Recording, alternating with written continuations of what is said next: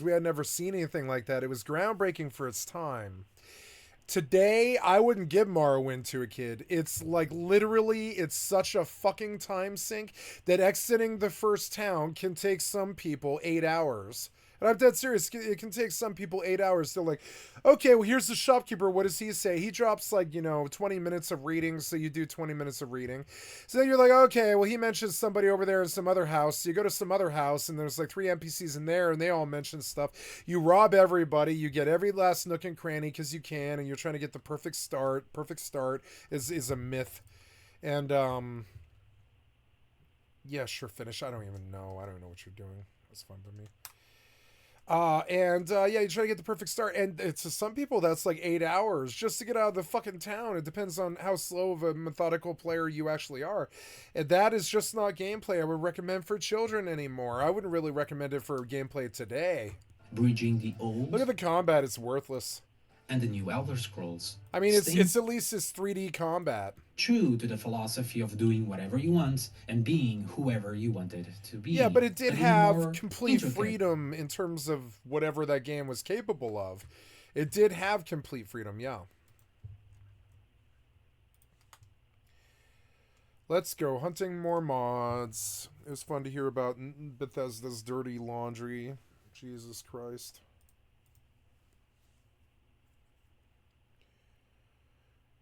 Lanterns of Skyrim. I'm going to pull this over. Lanterns of Skyrim 2. There's 76 firing up. We're going to go back to for Particle Patch and we're going to kill Lantern.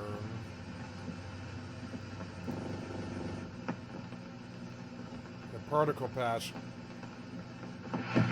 Oh.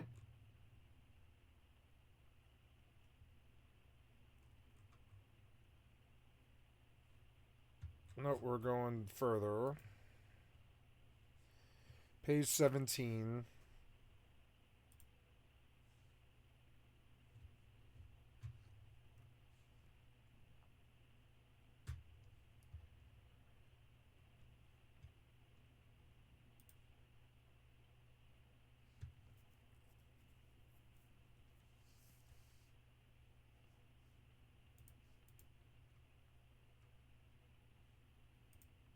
Yeah, I mean, that's probably fine.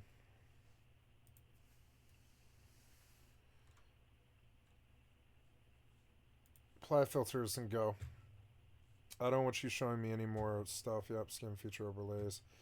ELFX fixes Verdosbrom. Lore based loading screens. Hunterborn. SE. Mammoth. Unofficial material. Project AHO. Large quest modification. Go to bed. Immersive fallen trees. Lazy tools. EVG animation. Immersive dragons. Growl. Beasts of Skyrim. Static mesh improvement mod. Quality add-on. Skyrim is windy. Bellathor's General Goods. Arcadia's Cauldron. Diverse Skyrim SSE. Oh wow, diverse Skyrim, huh? Here's the diversity of all of like a ton of different NPCs and stuff. Adds over 300 new NPCs with the compare system vanilla level list for racial staying lore friendly. Sounds good. Sold. Go.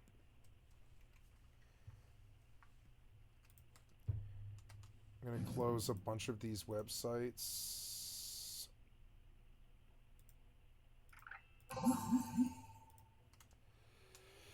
We are in, huh? Okay, do you have my free... Oh, no, I already did the free today. And now I'm going to come in and get my daily lead.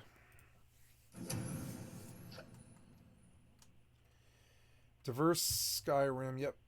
Go back to... Or 3. It's always like 3, huh?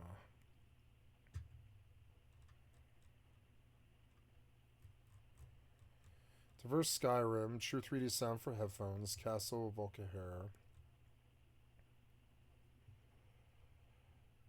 Oh, yes, I'm sure. Oh, yes, I'm sure it's really good. Yeah, do. Yes, I'm sure. Some of that stuff drives me crazy, crazy.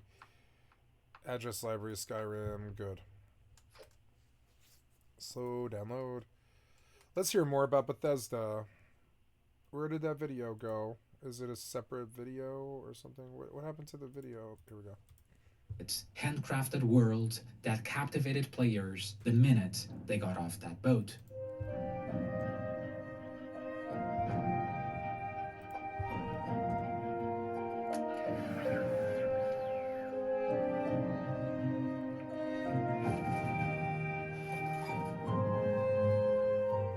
Todd Howard was celebrated as Bethesda's savior, a status likely approved by ZeniMax board executives. However, not everything was as rosy as it seems.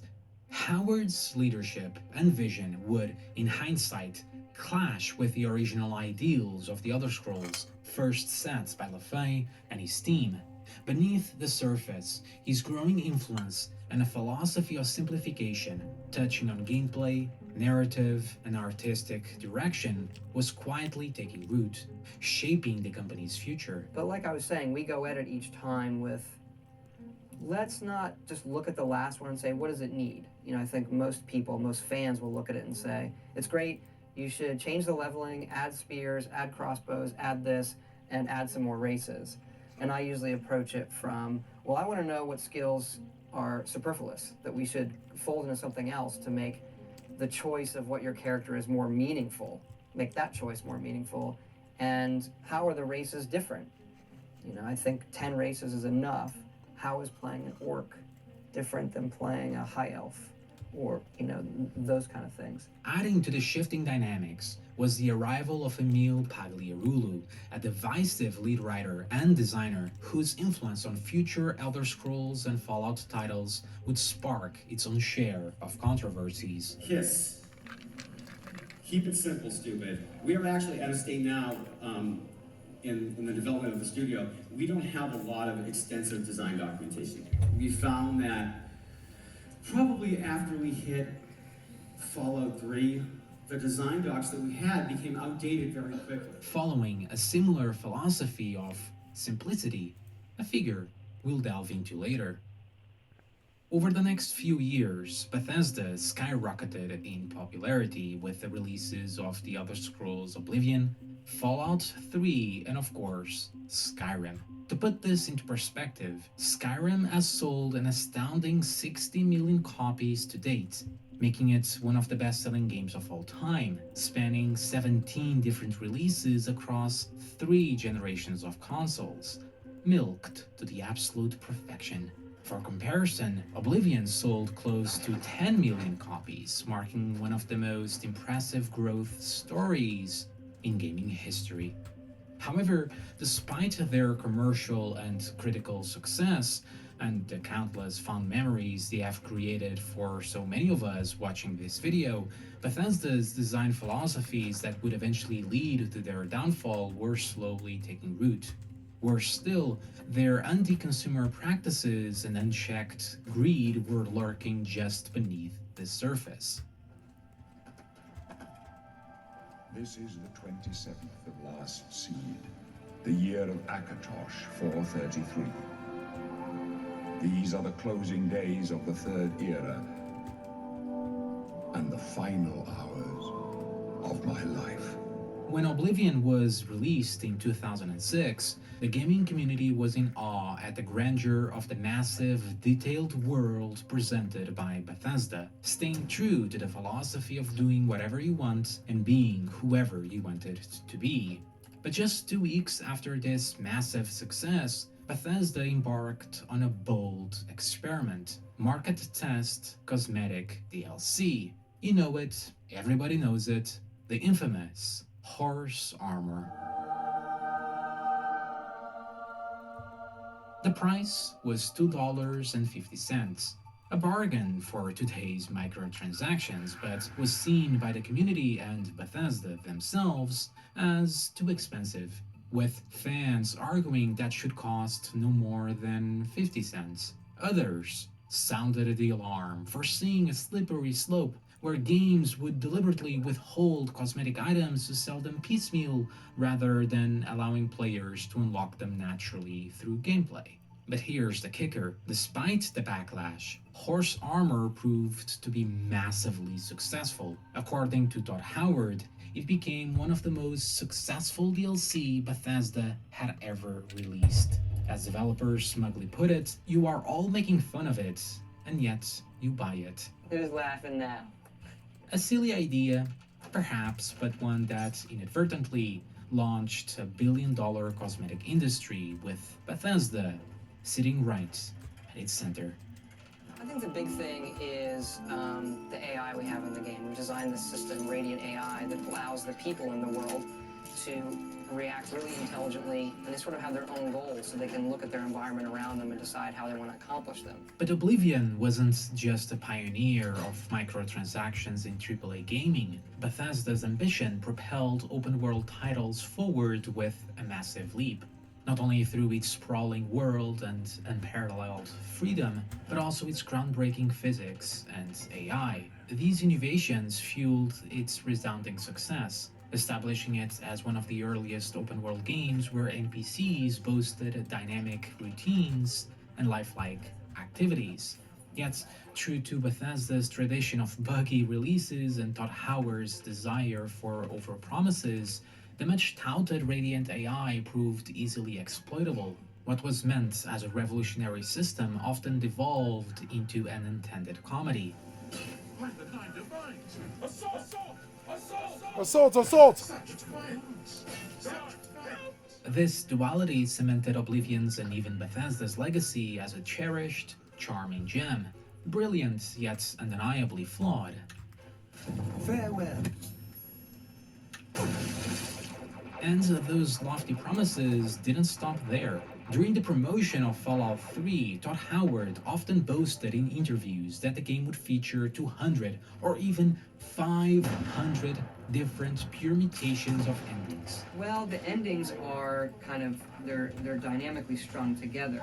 So the ending number we have right now, if you add it all up, every permutation of everything is like 500. In reality, players were presented with only 4 distinct endings to choose from, 5 if you included the DLC. But even worse, those same DLC showcased Bethesda's anti-consumer practices once again, this time not with Horse Armor, but with timed exclusive DLC. Partnering with Xbox, Bethesda became one of the early adopters of this practice, locking content away for a time in exchange for a deal. We're happy to announce that we're going to be doing substantial downloadable content for Fallout 3, and it will be exclusive for the Xbox 360 and games for Windows. Once again, Bethesda positioned itself at the forefront, not of innovation, but of monetization strategies that often left players divided.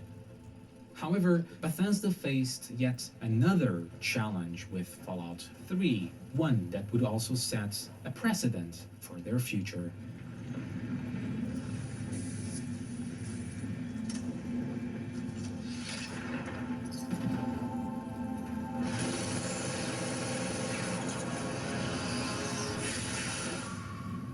You see, in 1997, way before Bethesda took over the Fallout franchise, it was a beloved series of isometric CRPGs developed by Black Isle Studios and Interplay, a series created by Tim Kaine and Leonard Biorsky, legendary names in the RPG world. But by the early 2000s, Interplay was in financial freefall. Ambitious projects like Van Buren, their planned Fallout 3, were cancelled, and their Fallout MMO was barely hanging on. Tim Kaine, Leonard, and many others left years prior, predicting Interplay's downfall to settle Troika Games, but by 2004, a shark entered these blood-infested waters. Enter Bethesda. In 2004, they licensed the Fallout IP, but by 2007, they bought it outright for only $5.75 million. A fraction of its estimated $50 million valuation, which included the Fallout MMO. Bethesda refused this offer, instead allowing Interplay to retain the rights to develop the MMO under very strict conditions, requiring them to meet funding and development milestones. Bethesda that same year then funded their own ZeniMax Online Studios, dedicated for MMO development, one day leading to the Elder Scrolls MMO, As for the original creators, Leonard stated that he was extremely disappointed that they didn't get the chance to make the next Fallout game. We have always felt that Fallout was ours and it was just a technicality that Interplay happened to own it. It sort of felt as if our child had been sold to the highest bidder, and we had to just sit by and watch.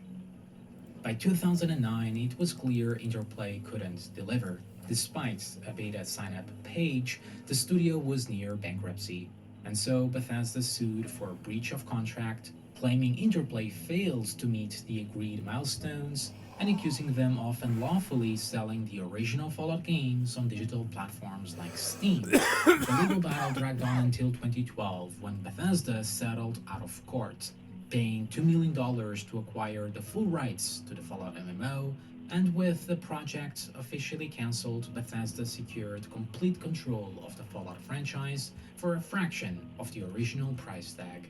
It was a masterclass in ruthless business tactics. Bethesda secured the bag, saving millions, Interplay's dreams were crushed, and Fallout fans were left wondering what could have been.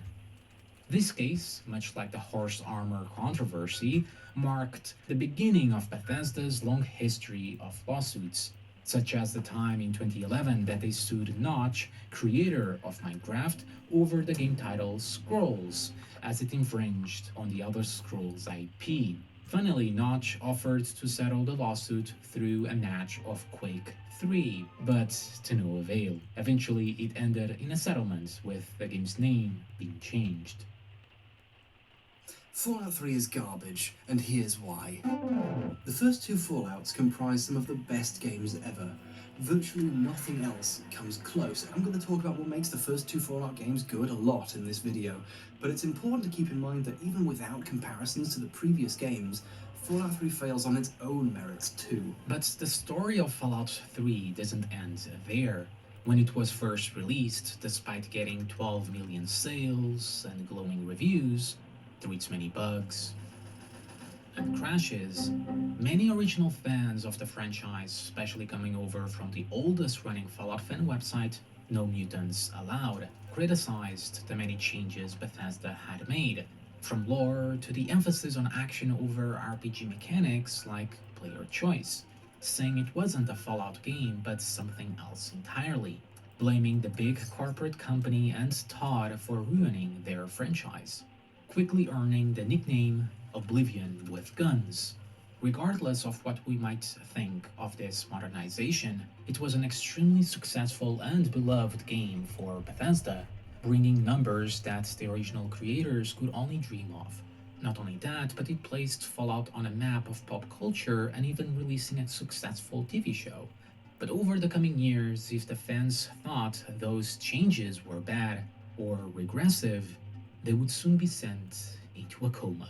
But for now, in just 2 short years, something amazing was about to happen.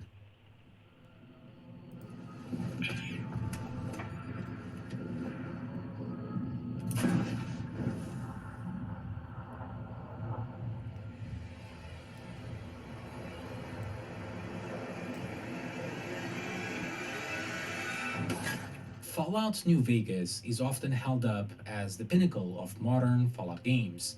Ironically, it wasn't developed by Bethesda but by Obsidian Entertainment, the successors to Blackout Studios with many of the original developers. New Vegas, although also very buggy at launch, offered richer narratives, deeper player choice, and a more immersive open world. It built upon the foundations of the original Fallout games in ways that Fallout 3, developed by Bethesda, didn't. Despite its acclaim, there's a tragic story behind it. Bethesda reportedly structured Obsidian's developer bonuses around a Metacritic score target of 85 or higher. Tragically, the game fell short, earning an 84, leading to layoffs. Now, New Vegas and Bethesda are the target of many conspiracy theories, and New Vegas won't be the last. Many claim Bethesda sabotaged the project by forcing Obsidian to develop the game under an impossible 18-month deadline, leading to its technical shortcomings and in turn lower score. That said, Chris Avallone, lead designer in New Vegas, clarified that while the development timeline was tight, there was no intentional sabotage. However, there was mismanagement by Obsidian. So with all of this in mind, by the time we get to Skyrim in 2011, we already had a company that set in motion microtransactions in single-player games, fueling their corporate greed, shady and aggressive business tactics, anti-consumer practices, and was only gonna get worse. But did people care? No, because Skyrim was about to change the world. It's, for us, all little things like you're seeing here, like plants, micro detail, big epic things like mountains, you can walk to the top of that mountain. So we really deal with levels of detail, streaming that in. We have to draw everything, we can't hide it. Being able to look at all these plants, pick up the flowers, we're really big into just suspending your disbelief that you are in this world. Skyrim set a cultural movement with open-world RPGs and games in general, setting the spark of a whole wave of open-world games in the years that followed. However, beneath the surface of what most would agree was an amazing and now nostalgic RPG with impressive exploration and immersion, fans of the series were beginning to voice criticisms, not just of Skyrim, but the direction of the franchise as a whole. Borrowing the narrow corridor tricks many AAA games at the time were using, this introduction is out of place in a game where 95% of the time, you aren't experiencing that sort of staged excitement. This shift is most readily explained by the departure of the lead designer of Oblivion and Morrowind, Ken Ralston, and the entrance of Emil Pagliarulo, who created the Dark Brotherhood questline for Oblivion and led the design team on Fallout 3, now as senior designer and writer for Skyrim. Todd Howard and Emil Pagliarulo's philosophy of simplification finally revealed itself with Skyrim. While this design shift had already sparked some criticism from hardcore fans, starting with Fallout's reboot and Oblivion's more action-oriented gameplay, the trend became undeniable. Oblivion had already streamlined many Morrowind's elements, such as removing some skills, introducing quest markers, and also implementing the universally disliked level scaling system, which created a host of issues with progression. But Skyrim took these ideas even further, tenfold. Remember the beginning of the video? Let's not just look at the last one and say, what does it need? I think most people, most fans will look at it and say, it's great, you should change the leveling, add spears, add crossbows, add this, and add some more races. And I usually approach it from, well, I want to know what skills are superfluous, that we should fold into something else. Gone was the class system and many of the deep progression mechanics, replaced by a more streamlined approach inspired by Fallout. Attributes were stripped down, and the game leaned even more into action RPG territory rather than classic role-playing elements of the past. Clearly, from a business perspective, this was the right call. Skyrim brought millions of new players into the Elder Scrolls universe, and ultimately, whether this was an improvement or a downgrade comes down to player preference, much like the Fallout debate. However, players also noticed a shift away from the open-ended sandbox-style gameplay that once defined the series. Instead of the world being the true centerpiece, Skyrim increasingly centered around the player, designed to guide them, the players, forward with minimal resistance. More of a curated theme park of attractions instead of a dynamic role-playing sandbox of the past. For every good addition or tweak to the controls or formula I felt the game aced, I can think of 3 others that were simplified, dumbed down, or completely removed. At this point, it seems like Bethesda is treating their series like a zero-sum game, where you can only add a system or feature if you cut another. A far cry from the aspiration of the earlier Elder Scrolls games to achieve something greater that has never been experienced before. It seems that in the minds of many regulars, the series has already peaked, and that is one mountain Todd Howard's team hasn't been able to climb. For better or worse, Skyrim went on to influence games for the next decade through many different releases and even remasters, double-dipping on their most die-hard fans while stuffing the deep pockets of ZeniMax.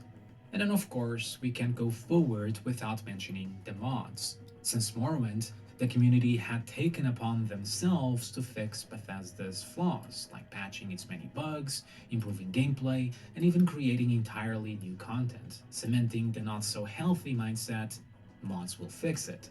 But with Skyrim, the modding scene exploded, leading to an endless stream of new additions, some of which are still being developed to this very day. This modding boom not only enriched the game but also laid the groundwork for something else, something Bethesda would soon exploit.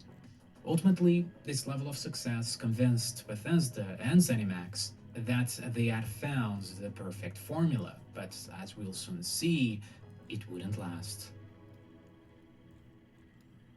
Around the massive success of Skyrim and previous titles, Bethesda entered what I like to call Bethesda 2.0, or rather 3.0, a strange new era marked by ambition and a shift in priorities.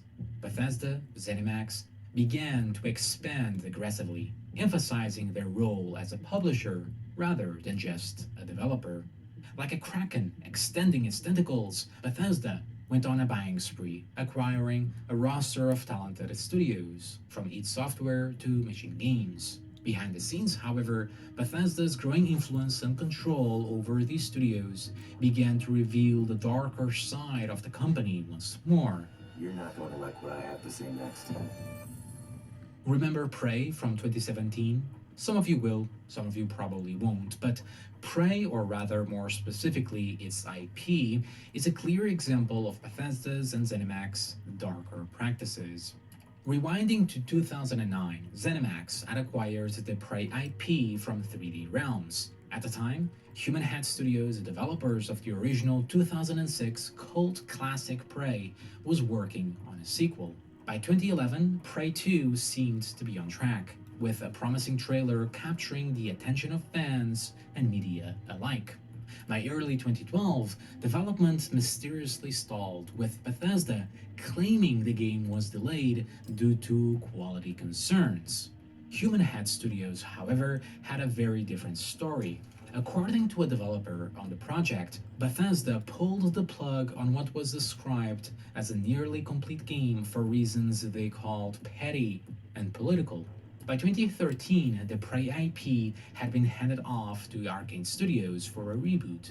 Strange. Later, reports suggested that Bethesda stopped funding Prey 2 and marked development milestones as failed, allegedly putting Human Head Studios in an impossible position. When the studio refused the buyout offer from Bethesda at a quote, sweet price, fearing they would lose creative control, Bethesda simply waited out for the studio's contractual rights to expire, securing the Prey IP for Arcane without having to spend any more dollars on Human Head's version.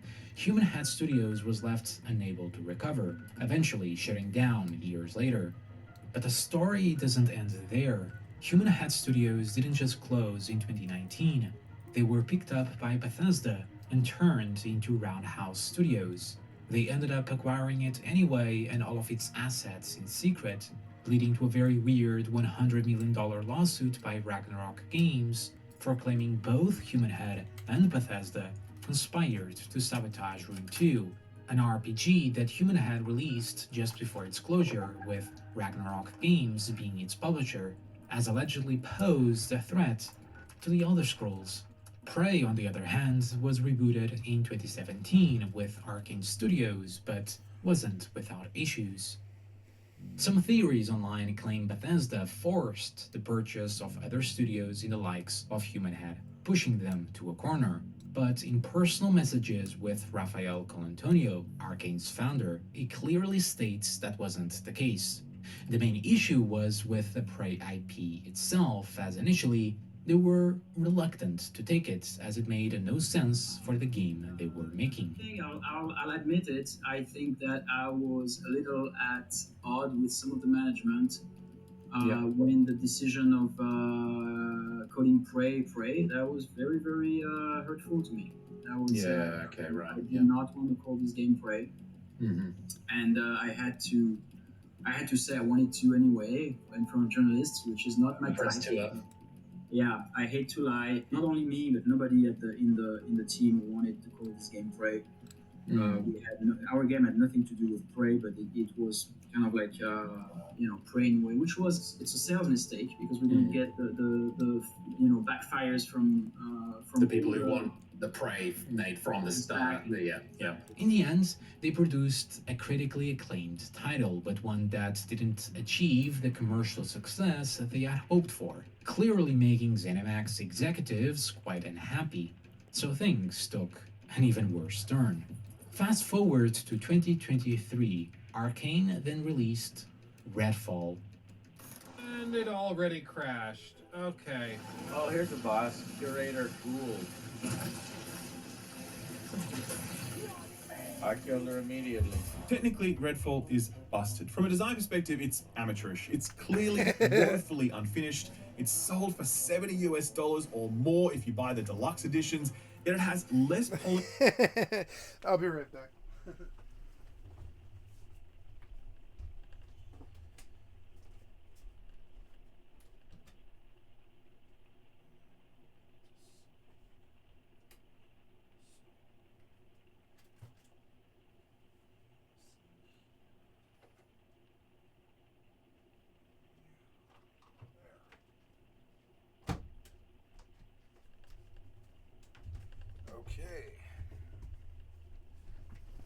Okay, sorry, I was looking for some dental floss. I got some stuck in my teeth. and presentation than that of $20 indie games. It was unscrupulously marketed by Bethesda. It is just an absolute catastrophe of a video game by every single metric, and it sits alongside the likes of Fallout 76 and Anthem as one of gaming's biggest disappointments and cautionary tales. The studio that once brought us the greats like Dishonored or even Prey seemed to suddenly be incapable of producing a functional title. A title that was completely out of pocket with its development history. But was the studio truly to blame here? Evidently, no, because reports later surfaced that Arcane didn't want to make Redfall in the first place. In 2017, a few months after Prey released, studio founder Rafael Colantonio left Arcane, and by 2024, he openly voiced his reasons for departing, stating that Bethesda did not want to do the kinds of games that they wanted to make. You see, there was an issue. Post their initial success with games like Doom, many Bethesda single-player games and IPs were disappointing in sales. Corporate Bethesda, ZeniMax, then thought by shifting to live service and multiplayer games would push revenue higher. It's the reason we got titles such as Wolfenstein Youngblood, Redfall, and as you will soon see, Bethesda's biggest disaster. However, this creative misalignment later took its toll during the development of Redfall specifically, with over an insane 70% of the original staff reportedly leaving the studio before the project's completion. It was yet another example of Bethesda's and ZeniMax mismanagement, and in the case of Human Head, aggressive manipulative tactics, leaving behind a trail of studios that lost independence, struggled creatively, or were simply shuttered. They even went to the trouble of threatening an indie Kickstarter studio for the name Pray for the Gods, claiming infringed on their Prey trademark. But back at Bethesda Game Studios, they had one more game up their sleeves in 2015, one that would pave the way for some of their most infamous and anti-consumer practices yet.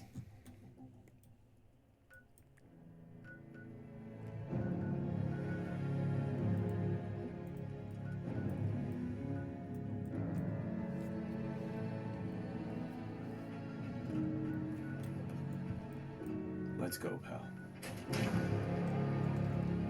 Riding on the monumental success of Skyrim, Fallout 4 was hyped to no end. Most of these previous controversies went under the radar at the time, and so fans were eager to see what Bethesda could achieve with next-generation technology, especially with the introduction of the new settlement building system, a feature that Todd Howard fueled further with his signature brands of enthusiasm and memory. And one of the great things about having a fully dynamic game engine is all of this just works. All right, so the generators will power things through switches that require power, lights and other items. and then you run wires that connect them all, and again, it just works. Upon release, Fallout 4 proved to be a massive success, selling over 25 million copies and receiving near-perfect reviews across the board. Bethesda's winning streak seemed unstoppable.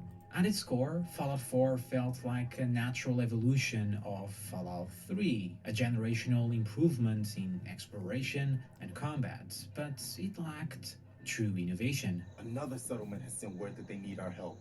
I'll mark it on your map. Many fans saw it as a further step backwards when compared to New Vegas and the originals, particularly in its role-playing elements. Criticism largely centered on the game's dialogue system and writing quality. And so the scheme we had for dialogue was actually really simple.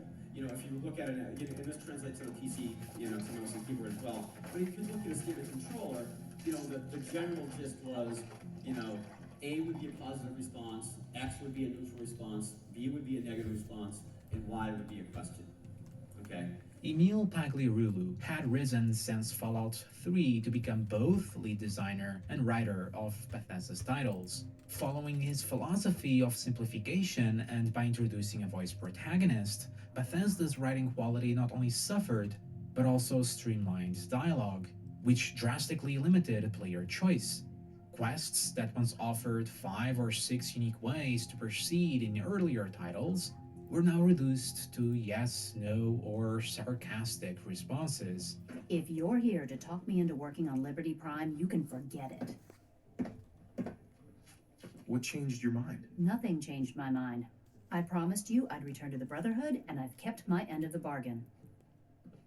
Do I need to remind you why you made that promise in the first place? No, that won't be necessary. Tell Proctor Ingram to get her scribes ready. Beyond the gameplay, the cracks in Bethesda's creation engine were also becoming impossible to ignore. Bugs, janky animations, and awkward interactions, hallmarks of Bethesda's games, were still present in 2015. By this point, players began to lose patience. What had once been viewed as Bethesda's quirky charm now felt outdated and inexcusable. Criticism of the aging engine became far more vocal, with fans calling for a much-needed upgrade, especially when open-world games like The Witcher 3 were released that same year. But did Bethesda listen? Well, they didn't. They set their sights on yet a new prize. They were about to hit the beloved modding community.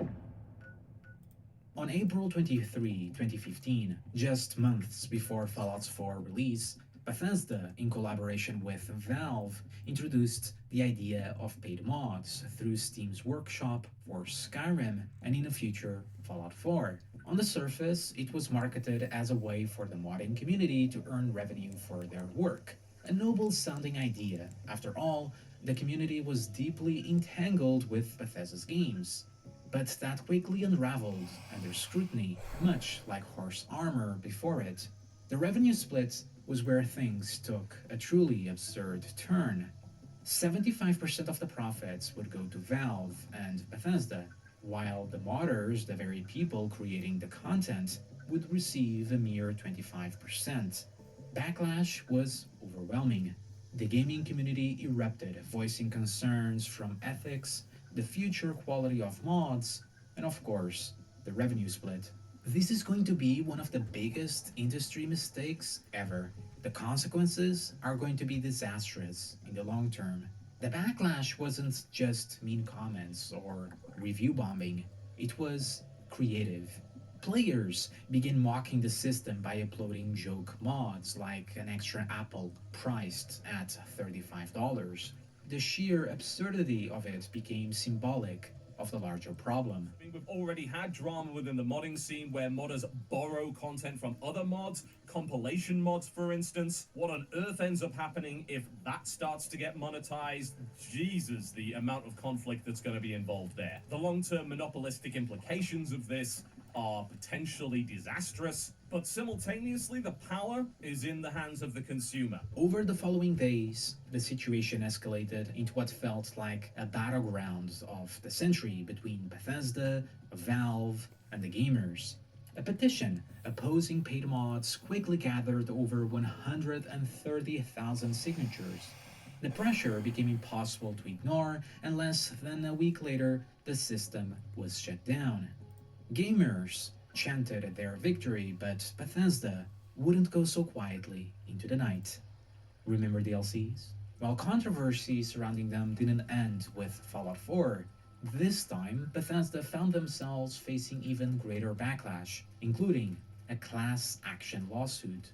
When Fallout 4 was announced, Bethesda offered a season pass that promised access to all future DLC for the game, and later in 2017, Bethesda, still eager to capitalize on the idea of paid mods, introduced the Creation Club for both Fallout 4 and Skyrim. What is the Creation Club? Good question. Introducing Creation Club, a collection of new game content for Skyrim and Fallout 4, including new weapons, new armor, new outfits and accessories, new crafting and housing features, even new gameplay enhancements. Using Creation Club is easy. Browse the selection in-game by category and use credits to download right there. Put simply, it was Bethesda's way of rebranding paid mods without actually calling them paid mods. Instead, Bethesda presented it as a platform for creations or mini DLCs, with Bethesda themselves as well as external developers, the community, creating content. To purchase said content, players used Creation Club credits, which were only obtainable with real money. In essence, Bethesda had engineered a system with near infinite horse armors, all under their control. While fans voiced their frustrations, the outcry wasn't as intense as before, and as a result, the Creation Club stuck around even to this day, albeit not without controversy. It wasn't long before the legal complications began. Attorneys from the X-Law Group argued that the Creation Club content, purchased with credits which were themselves bought with real money, constituted DLC. This sparked a significant problem. The Fallout 4 Season Pass had promised all future DLC. Creation Club content, despite functioning as DLC, was not included under the Season Pass. This led to allegations of false advertising, and a class action lawsuit was filed against Bethesda, arguing that they had misled consumers by monetizing content outside of the Season Pass agreement. While some view this as a gray area, and technically mini DLC is not actual DLC, and yes, this is something that the head of marketing, Pete Hines, actually said. Regardless, the legal challenge persisted, yet as late as 2021, no significant updates on the case have emerged, leaving its outcome and Bethesda's accountability uncertain. But Bethesda did not stop producing games and angering the gaming community. In 2018, they were in for a rude awakening, one that involved multiplayer chaos, a broken launch, and perhaps Bethesda's most infamous misstep to date. In Vault 76, our future begins. Fallout 76, the game that was supposed to be what Fallout fans dreamed of for nearly a decade.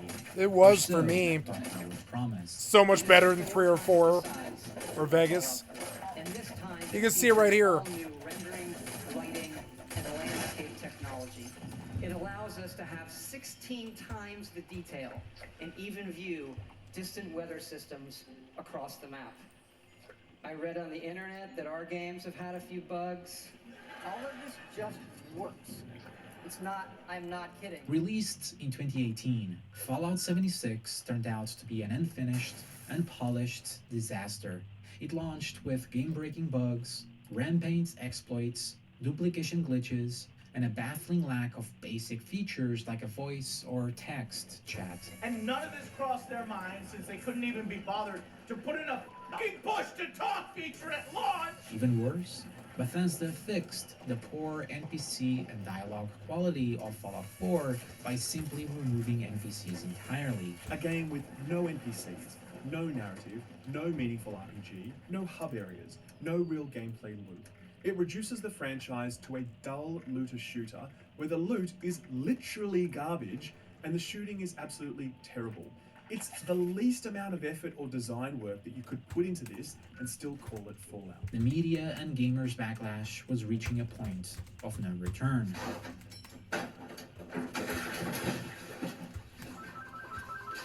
The most egregious issue, though, was its monetization. You see, despite being a full-priced game, it didn't matter for how cheap it was discounted or even given away, as it was filled with microtransactions, including absurdly overpriced items in the Atomic Shop, such as an $18 microtransaction for a single skin. There was a solution to all of this, of course: mass refunding and let it all burn. And as it turns out, Bethesda reportedly offered refunds after 24 hours. But as the word quickly spread, Bethesda, seeing the influx of emails, started refusing said refunds, simply stating it is not eligible, leading to yet another class action lawsuit for effectively false advertising.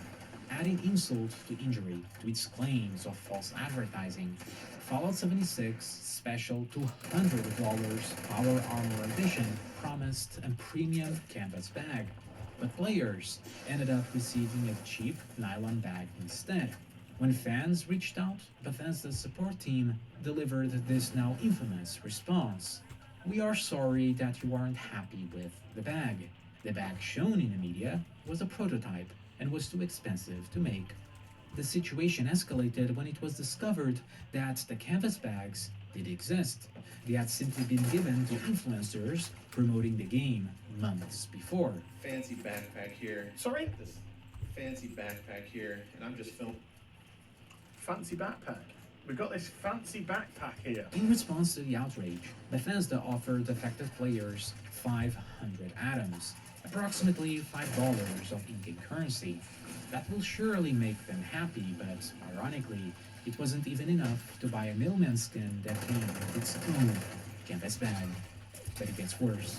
When Bethesda finally agreed to produce replacement canvas bags, their website, true to Bethesda's buggy reputation, leaked personal data. Hundreds of affected customers reported seeing support tickets from other people, containing emails, credit cards, and personal addresses. Fallout 76 was an abject failure in every possible way, an embarrassment that burned through any goodwill Bethesda had left. It didn't just anger fans, it turned Bethesda into a meme, a cautionary tale of corporate greed and mismanagement in pursuit of a life service goldmine. To make matters worse, Pete Hines, the head of marketing, was often seen dismissing community questions and concerns, failing to engage with its players, even stating that fan criticisms won't define what we do, effectively saying we are making a product that our consumers don't like, so we won't change anything and expect that they buy it anyway. He left Bethesda in 2023. But the communication breakdown wasn't limited to Hines. The same problem happened internally. Remember Emil? Once again serving as one of the lead designers and writers, Emil was criticized by former developers. In a report from Kotaku, it was claimed that Emil didn't seem to want to be involved with the product at all. He didn't want to have any contact with it or read anything that we put in front of him. Emil never responded to these comments. As for Todd Howard, he was equally quiet, but eventually opened up about Fallout 76, responding 1 year later. We knew we were going to have that's a difficult development. A lot of those difficulties ended up on the screen, and we knew, hey, look, this is not the type of game that people are used to from us, and we're going to get some criticism on it, and a lot of that very well deserved criticism. There's a period once you launch. It's not how you launch, it's what it becomes. Effectively saying they knew it was going to be bad, but could fix it later, and that was technically true. Fallout 76 has improved significantly in recent years. It now holds mostly positive reviews on Steam, thanks to ongoing updates. However, the game is still heavily monetized, featuring microtransactions and an optional subscription service on top of its buy-to-play model. This subscription, Fallout First, became hilariously infamous when a fan preemptively trademarked the name, creating a mock website that satirically highlighted Fallout 76's many flaws in all their glory. Ultimately, Bethesda banked on fans' love for its games that they would forgive and forget. Just like before, mods will fix it, but for many fans, the damage was already done. With the backlash from Fallout 76 still fresh, Bethesda desperately needed a win. So at E3 2018, Todd Howard took to the stage to announce not one, but two major projects: the mythical Elder Scrolls 6 and Bethesda's first new IP in over 25 years. Not only that, was the first ever new IP designed under Todd Howard's leadership and Emil Pagliarulo. Remember, the Elder Scrolls was taken over and Fallout was bought from Interplay. The game? A sci-fi RPG called Starfield.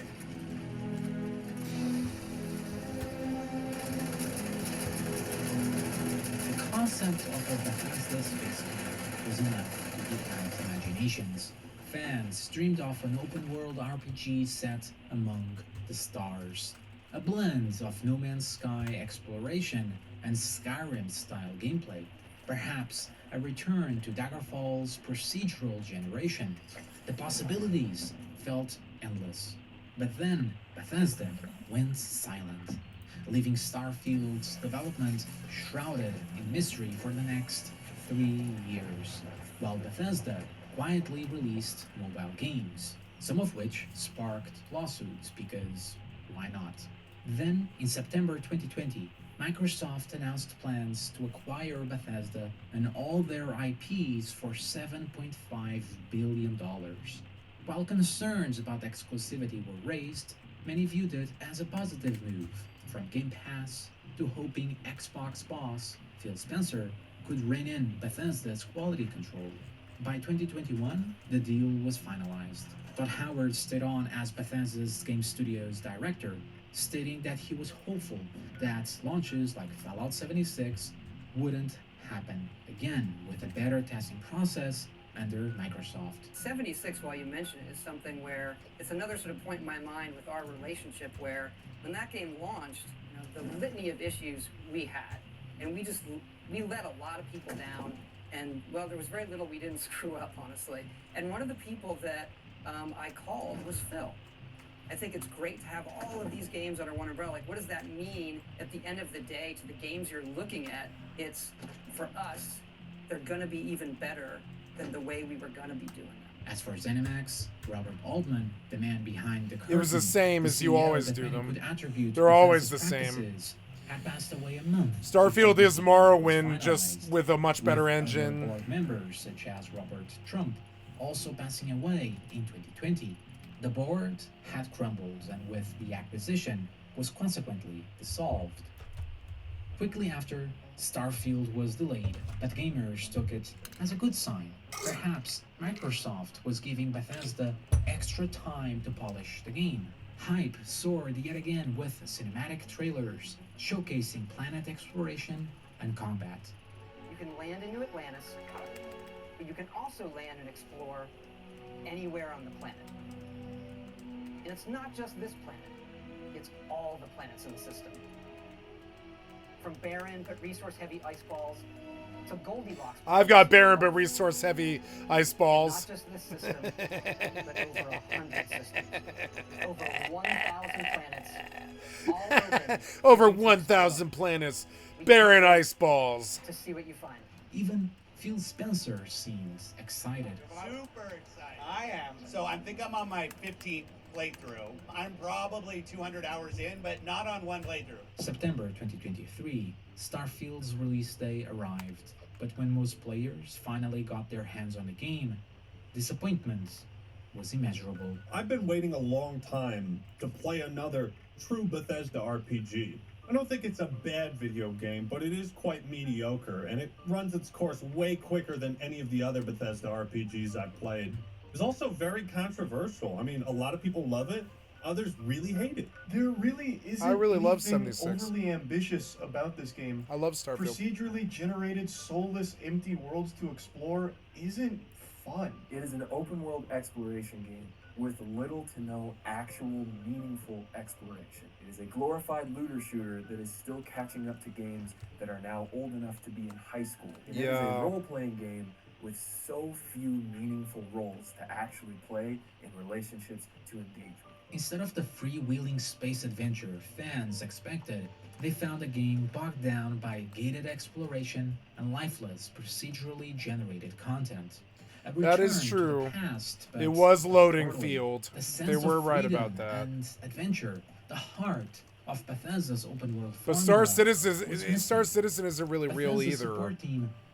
I think No Man's Sky is the only one who's really done it. Received copy-paste responses to negative No Man's Sky is a good game, but it's a kids game. Of course, Bethesda delivered on their age-old tradition, bugs, glitches, and an engine. God damn, I just shredded a Yogwai. What the fuck? 10. But don't worry, mods will fix it. Looking at the numbers, mods will fix it. Starfield wasn't an outright failure. It peaked at 330,000 concurrent players on Steam and reportedly hit 12 million players, including Game Pass users. Compared to Bethesda's past successes, and even Fallout 76, which had 17 million players by the end of 2023, it clearly fell short. But it wasn't over. Things took an even worse turn when lead designer and writer Alldayerrydaybaby came to the game defense, claiming how hard video game development was, sparking a debate. He's right, though. He is right about that. Videos about his role and incompetence as a writer, and in particular for blaming gamers. You think I give a fuck about your problems as a game developer? You brought out a game that didn't even have a fucking map for a city. You go through a loading screen to do anything in the game. Like, I don't care about game development problems. And also, if it's a game development problem, then why do other game developers not have the problem? So don't blame other people for being mad at you for choosing to use a system that's bad. What are we talking about? I know they're trying, but it's not good enough. And it didn't stop with the game's release. After the DLC Shattered Space released to it's not good enough. Reception, reaching and mostly Starfield negative, wasn't good enough, but I still liked it. Because I've been a Bethesda baby all my life. It's a game of expectations. Fans want a lot, and we do all we can to accommodate them. When you blame your customer, you know you have your bearings in the right place. A practice that seems common at Bethesda. He has since deleted his Twitter, X. This left many to claim that Emil is yet another face of Bethesda's downfall, partially to be blamed for Fallout 76, Fallout 4, Starfield, and the decrease in quality of writing since Fallout 3. If Bethesda was a river, Todd Howard is the bottleneck, and Emil Pagliarulo is the man pissing in the river, claiming it's champagne. Starfield proved to be a disappointment, more than a failure, a game that should have been greater than what it was. While patches have improved its standing to a mediocre, mixed rating, the magic I like 76 because of stuff like what just happened. I think it's great. And all games before it feels long gone, forgotten. Combat's like the best that an MMO's ever had.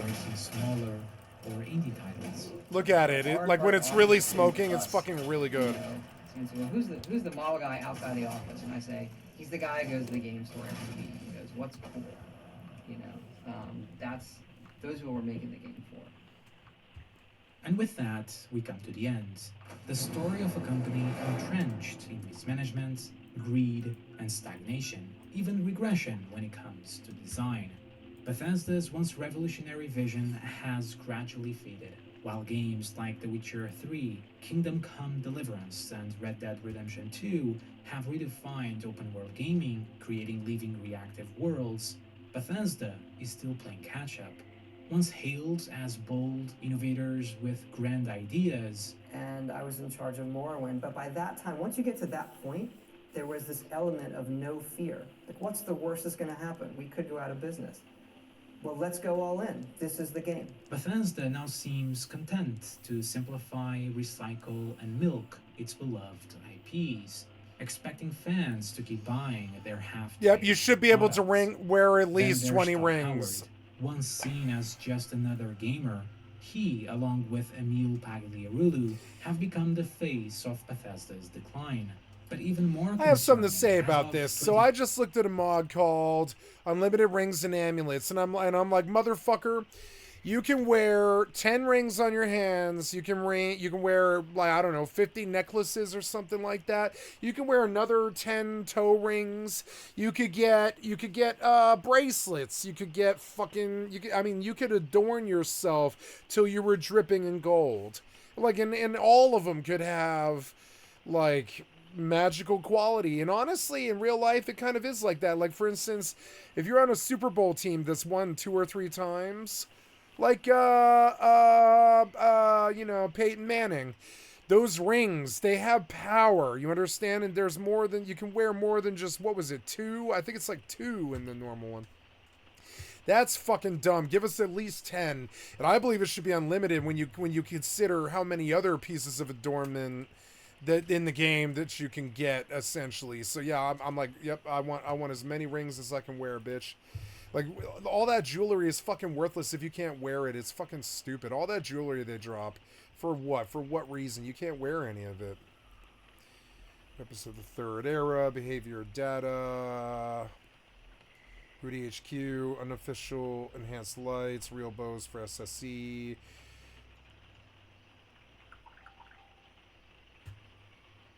Real bows.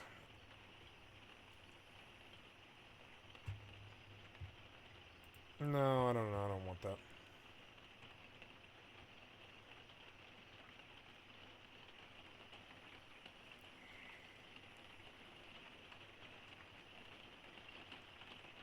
Become of our jump behavior overhaul. Amulets of Skyrim. Sound hammering sounds. Kaidan. Better harvesting.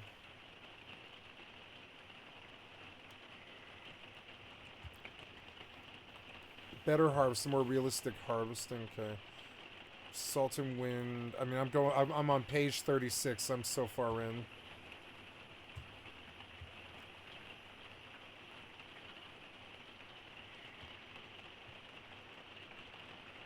Ah, cool. Sky UI survival. Cool. Yeah, do it. Yep. We're going survival mode, definitely.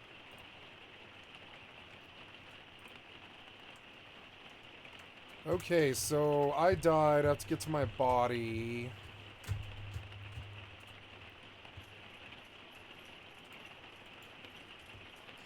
I've noticed that when you have the lossless right, it's like 240. But when you have the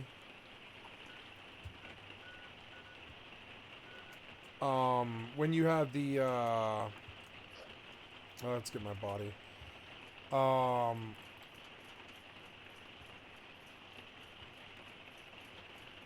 lost my train of thought. Did I kill the Yaguai? But I didn't kill the thing that killed me, though. Where is he? Oh. Where's my bag? It's like right there. There we go. I've been trying to put down a thing for a while here. What do you mean? Take me out of here. It's like a monument, I think. Or, well, I'm supposed to do it daily. I don't know if I did it, though. No, I did. I've got to go back and turn in now.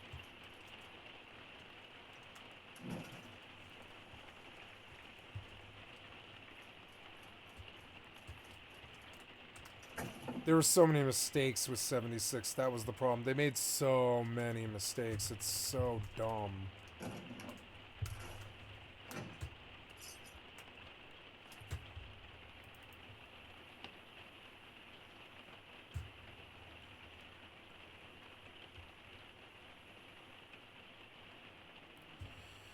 Skyrim Underground SSC. An underground dungeon system. 43 large and 26 small cells. Yeah, we'll take it. Fucking sweet. We'll take them. The more dungeons, the more content, the better. The more stuff to do on the way to doing all the boring Skyrim stuff. Very good. I'm at like 100 mods right now. Something.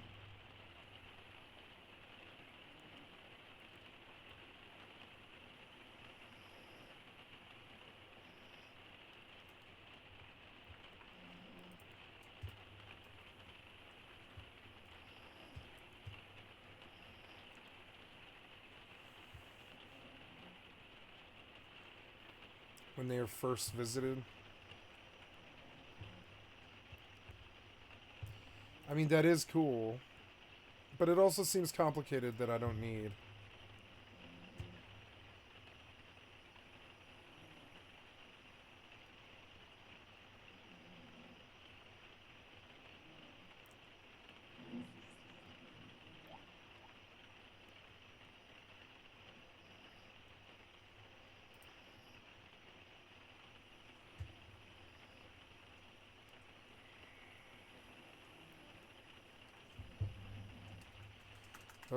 Why did you give this girl such a loud snore? You're done.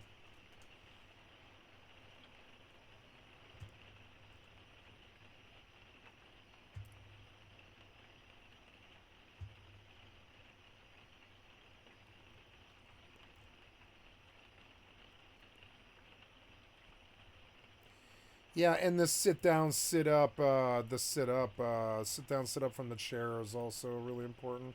I can't stand the...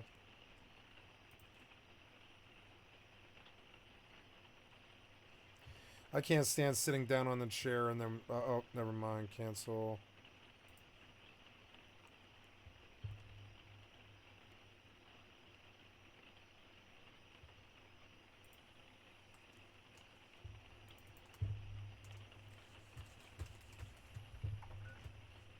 '76 to me was, by all intents and purposes, Elder Scrolls Online in the real form.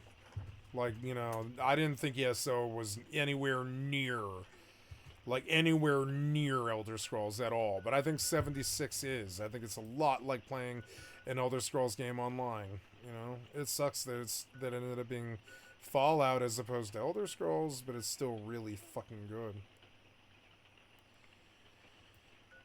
Cave Cricket Horde and the Mire might be fun, or Enclave Event. Maybe those two might be good for daily stuff, but I don't need daily credit that I won't reach. It's 10 o'clock and I wish to go to bed soon, so I suppose I should go on and harvest my wheat. We'll get this guy out of the way. I'm not going to be able to reach, like, the next bit, I don't think, but I don't know. Some of these are easy. Let's look. Collect soap. Collect pre-war food. Eat pre-war food. That one might be easy. Let's see.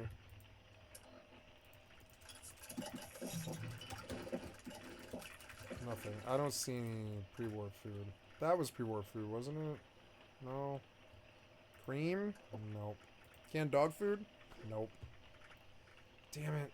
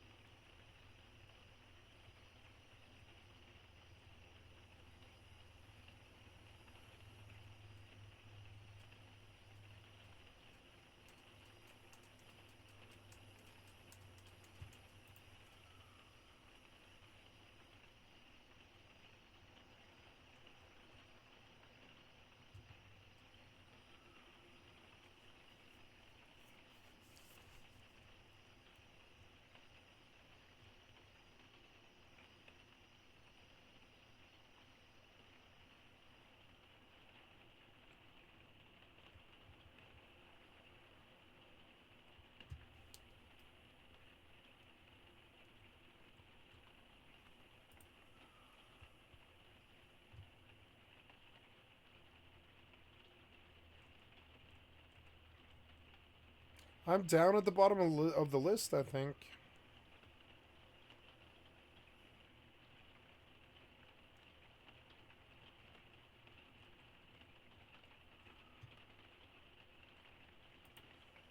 I'm at like page 41 and I'm not seeing anything else anymore.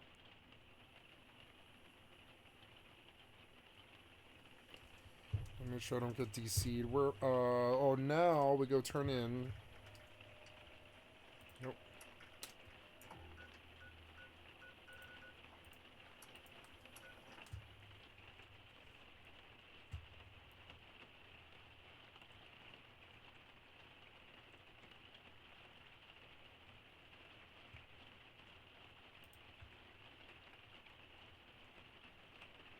Apothecary. Oh, so the other one is way better. Okay, I thought that Apothecary was the one with the higher...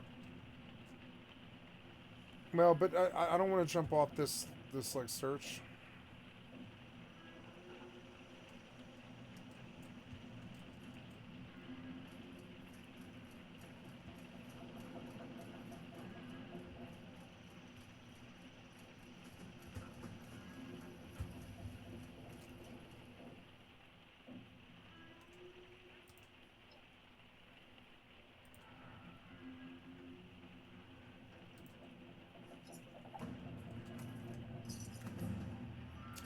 Nice, my reputation increased. I'm neighborly. Hello.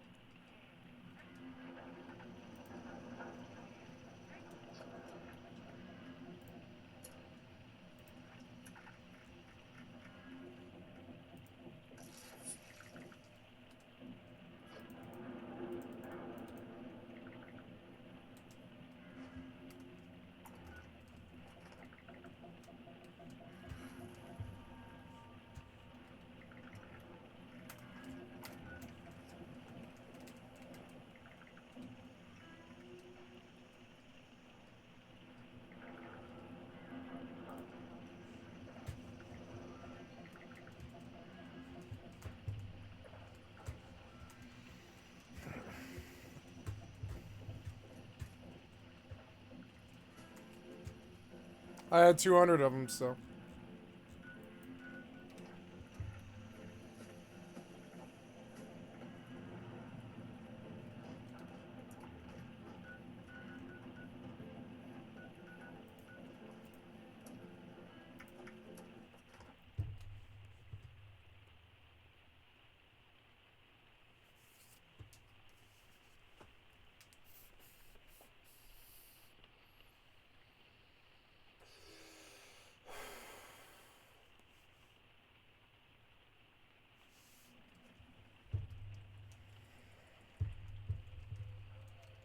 I dropped that kid 100 rataways. Which I think is so funny. I just dropped him 100 rataways. Here's 100 rataways. I mean, it's a lot of rataways. You can sell them. Just go sell them to the vendor. Fuck it. Or stick it in your thing. Who cares? It's 100 rataways.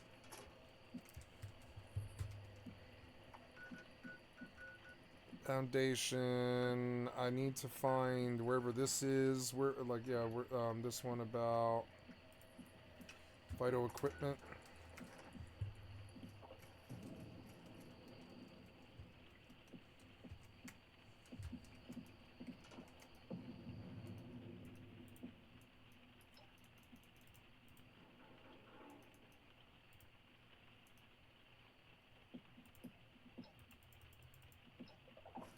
Nice. Now we're cooperative. So let's look at the progress this is getting me.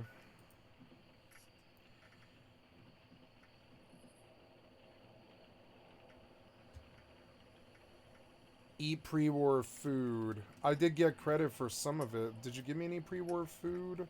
Sort by value.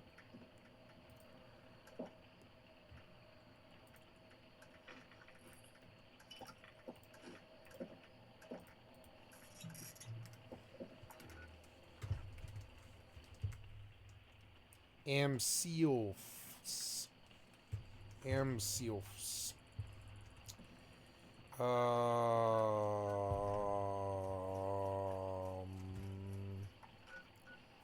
don't know, but nice. That was good.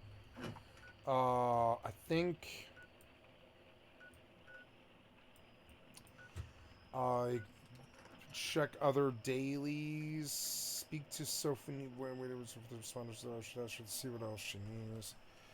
Mutual aid. Oh, she's gonna want me to do that stupid cooking quest. A better tomorrow. Let's go speak to Lane. Oh yeah, I want to see what progress I'm getting.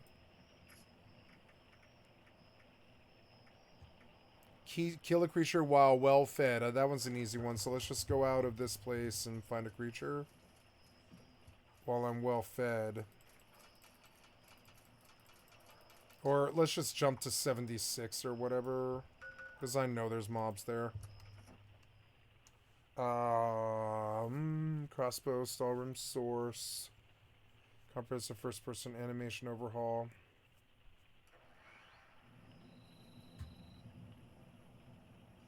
First-person animation overhaul. Cool. Let's do this. Yeah, that seems dope. Let's do it.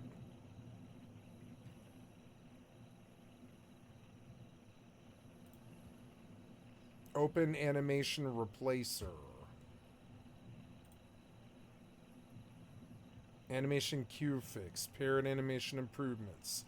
I think I'm gonna skip all that because it seems like a little bit more extensive than I want this playthrough to be. I'm sorry, this modded playthrough to get. In the respect that, like, while that seems cool.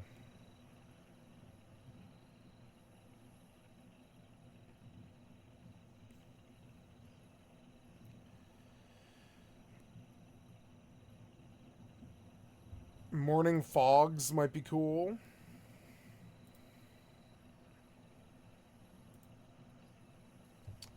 Do that. Okay, we go kill a mob here.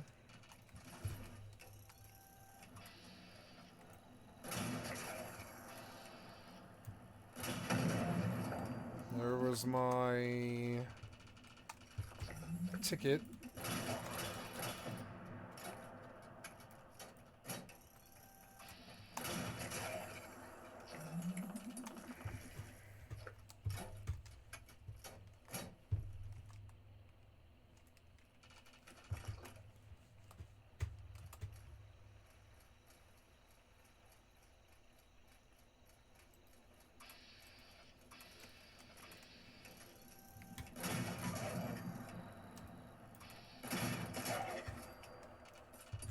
It is like Nate Perkypile's solution to bows is this gun. It's like an electronic gun.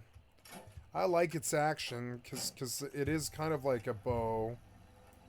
It's easier to aim than a bow, and it charges like a bow. It's interesting. It takes about the same length as a bowstring pole. That's gonna blow now. Ah!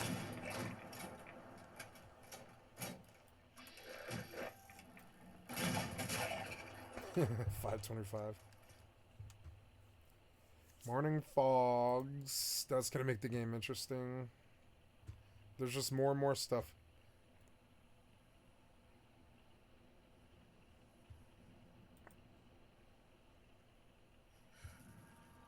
Better combat escape. Better combat escape. Good. I want this because it's fucking annoying. Yeah, that sounds good. Improve the game however you can. I hate getting stuck in fucking combat forever.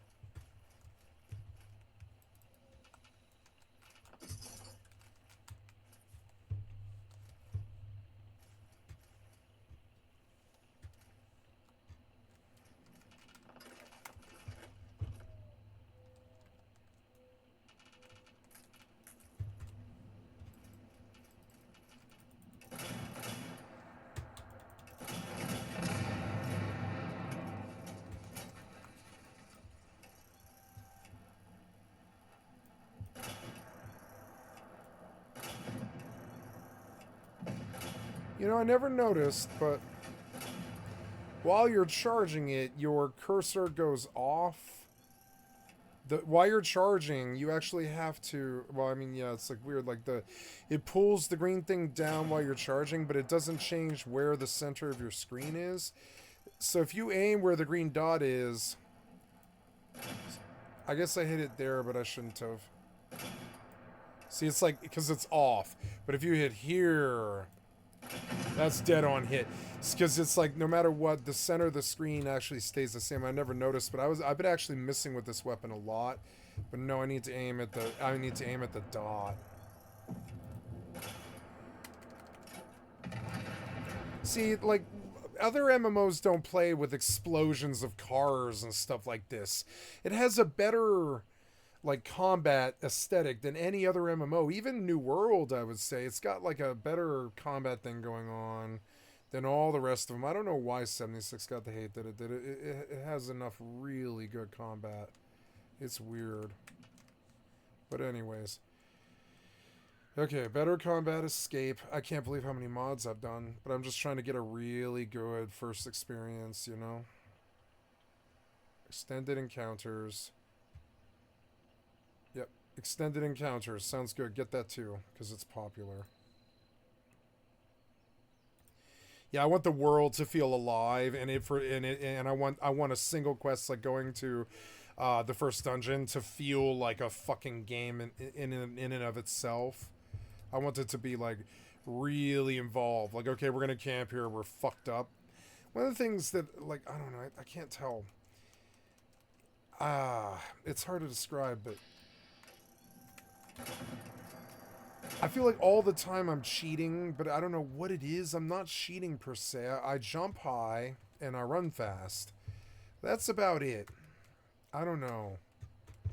I think I sped up my last game, the game speed multiplier. I think I sped it up to like 1.2 or something.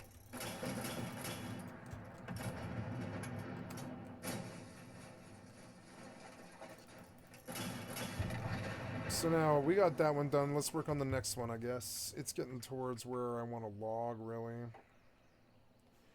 I think I'll stay up till like 12. It's like 10:30. I gotta go to the dentist, or not the dentist, but I gotta go to do lab blood work tomorrow morning, and then go to the dentist. I'm getting some fillings, small, like minor fillings, but getting some fillings.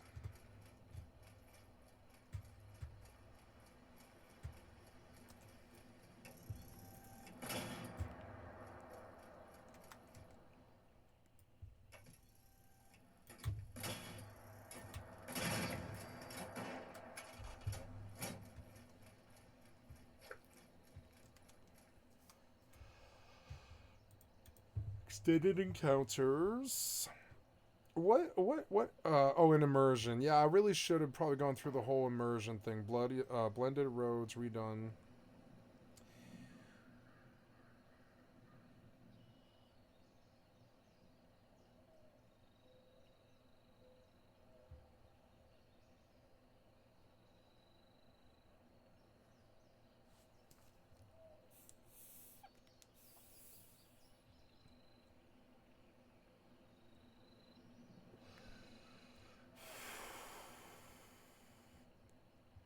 I'm on number 44. God damn.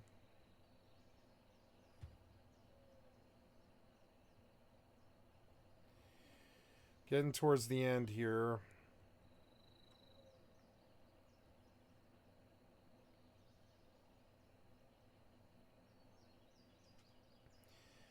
I don't want to really instant mine now.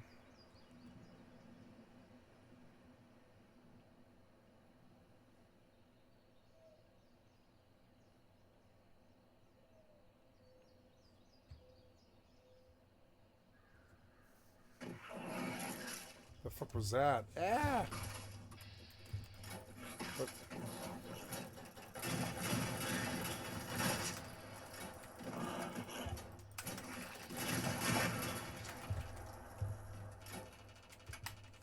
That was fun.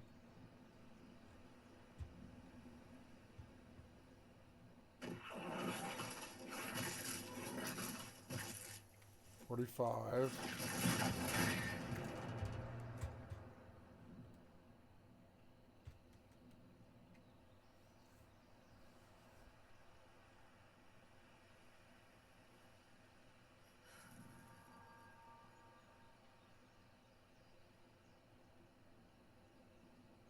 Manantis.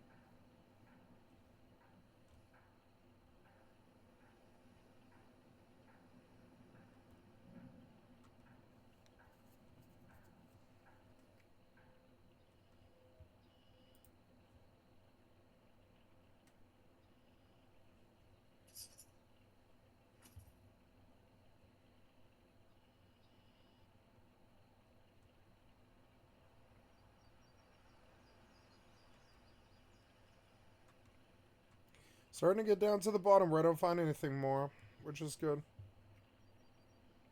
We're down to like 8,000 thumbs up your butt.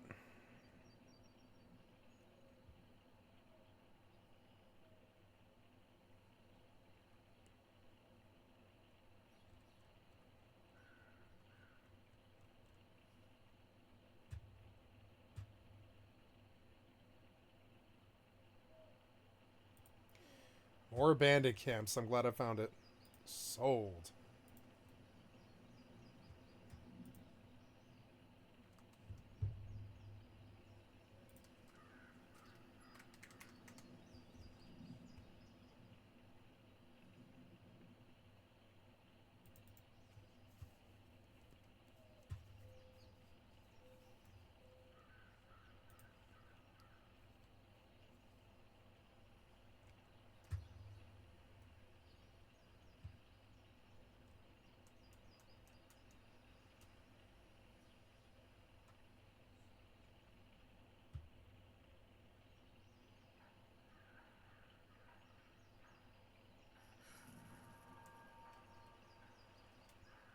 That one might be good. People like this one.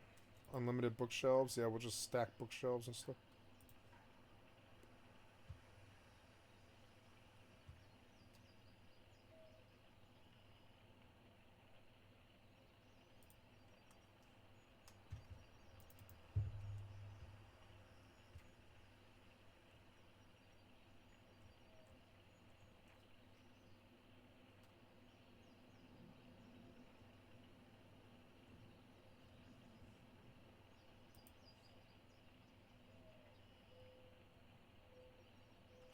I'm starting to get done. I think I'm starting to get down.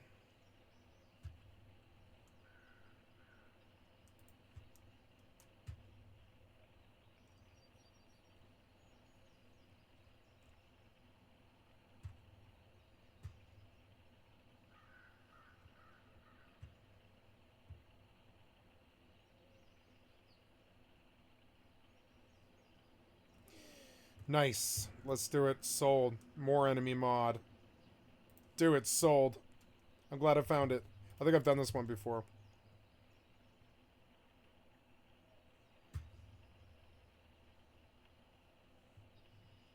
Oh, no. I already had that one, huh?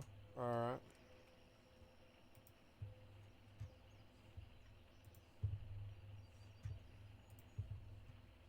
Yeah, probably when I did enemy search.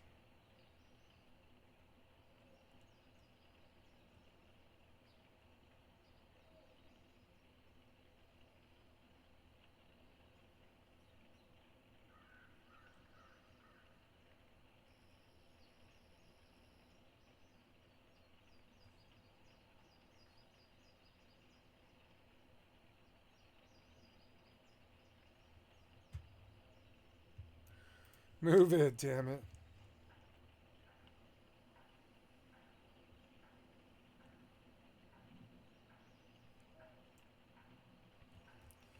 Yeah, stay away. They're constantly in my way. Wait. Go back.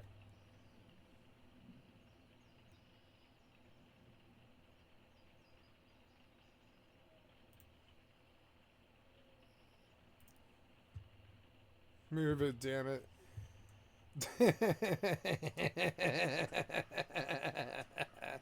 Yeah, the fucking followers drive me crazy.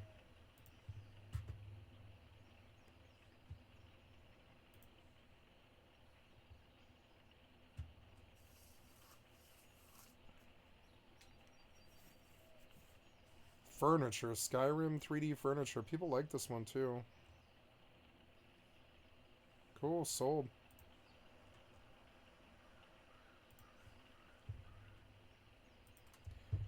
Don't log me out. Now what? I guess I look at what progress I've got from doing this 2 out of 6 dailies, and I get 1050, which isn't even that much, really. It's like not too good, really. Collect pre-war food. Eat pre-war food. Collect soap. Which is like, what, bathrooms or whatever? It's kind of weird. It's like, where am I going to find soap?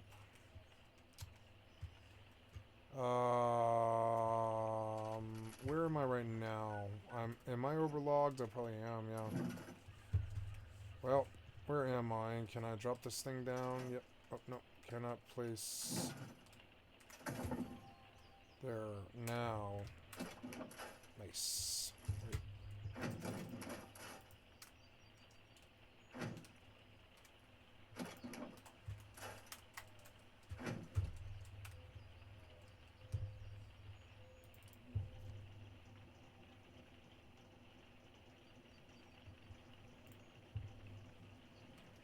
Wait, did you get the Skyrim furniture thing? Yeah, you did.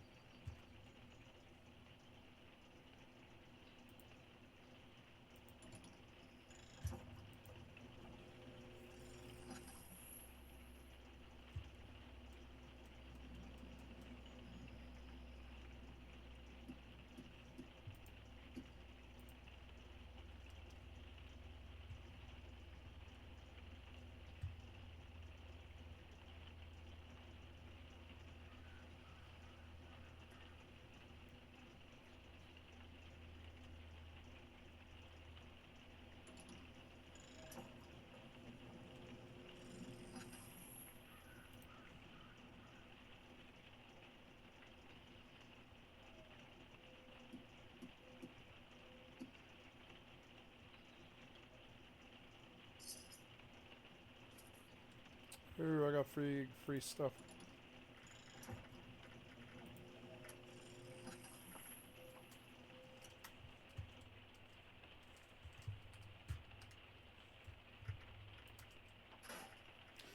Instigating railway target and then attack stagger. Wow.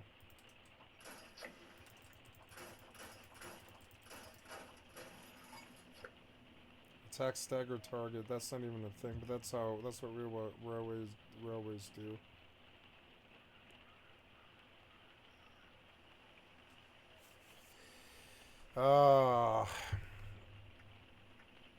I will sell that railway rifle. Can I open my base on this server? No, somebody else is there, huh? Well, okay.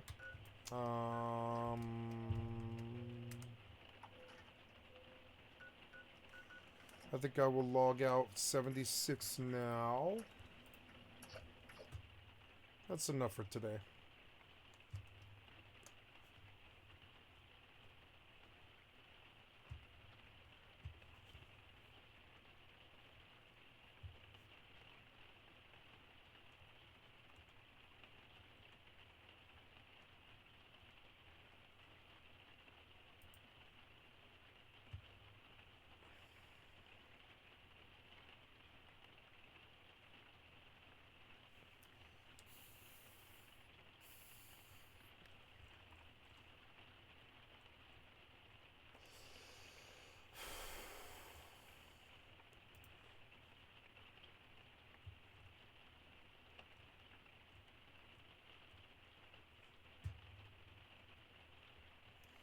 Seasons of Skyrim.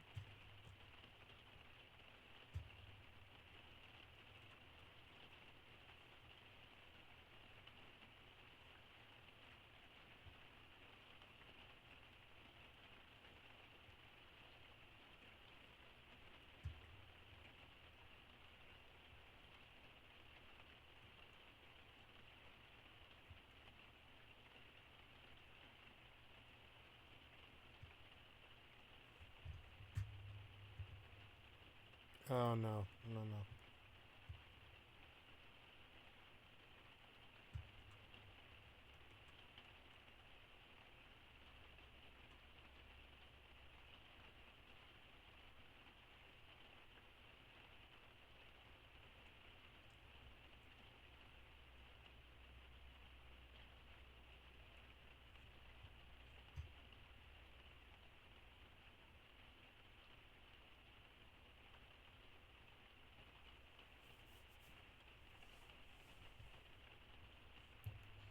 An encounter zone overhaul.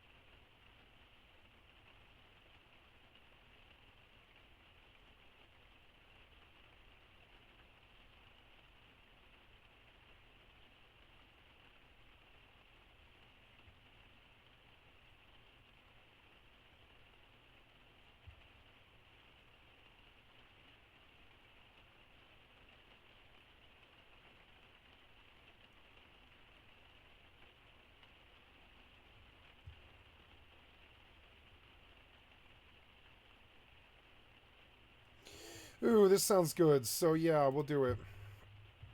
Arena. Sold. Ooh, this experience is going to be so good. I have to pee. I'll be back.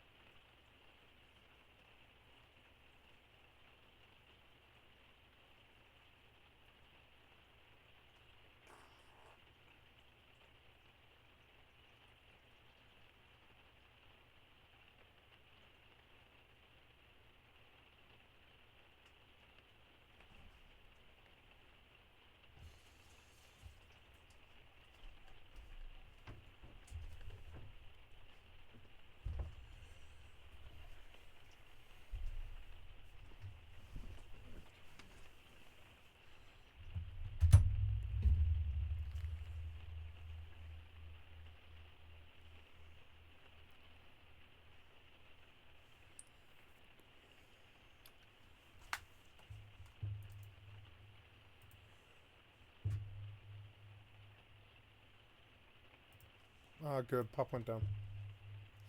There's like 55 people there, but it's still good.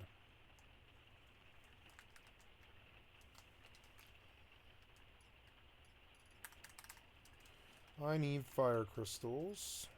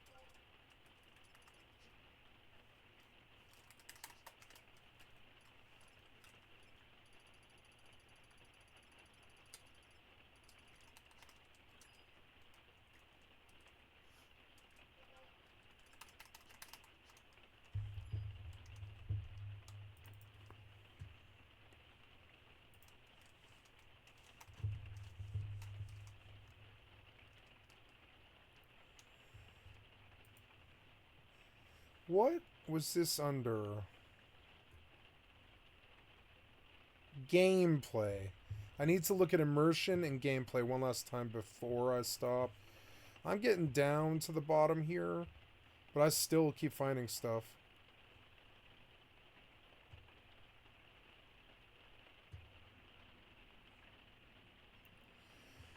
There's enchant weapon stuff.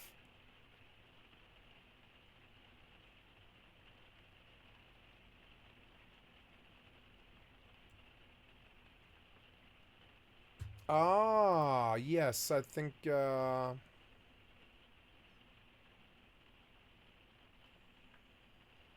is pretty cool, actually, but can we, yeah, like, 1.6117, let's just try it.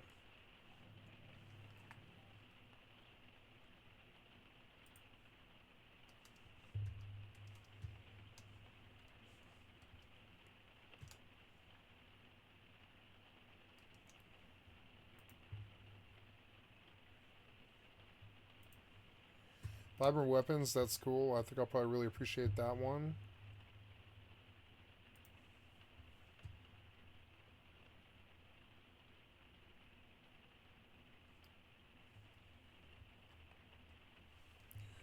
I could just caffeinate and stay up all night. That might be easier. I don't know, I slept for a lot today, 12 hours, and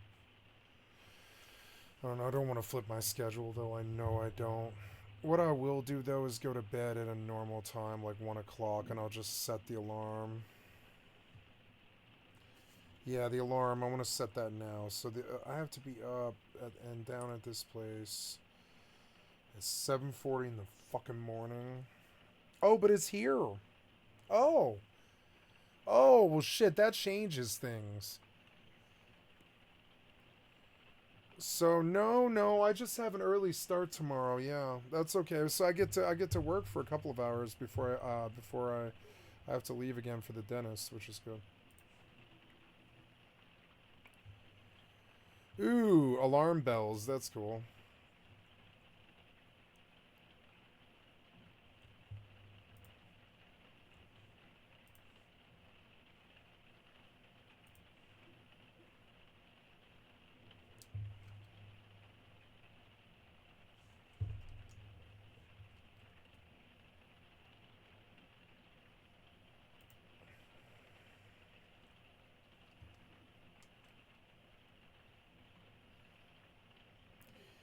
Do I use JK Skyrim?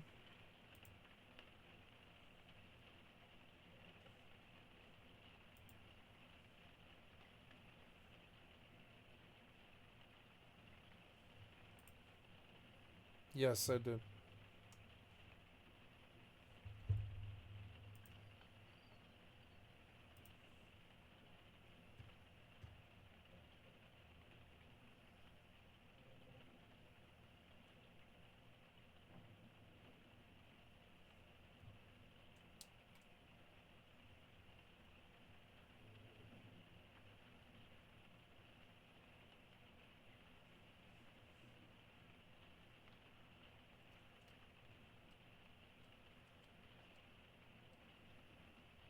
Wait, a buildable ship?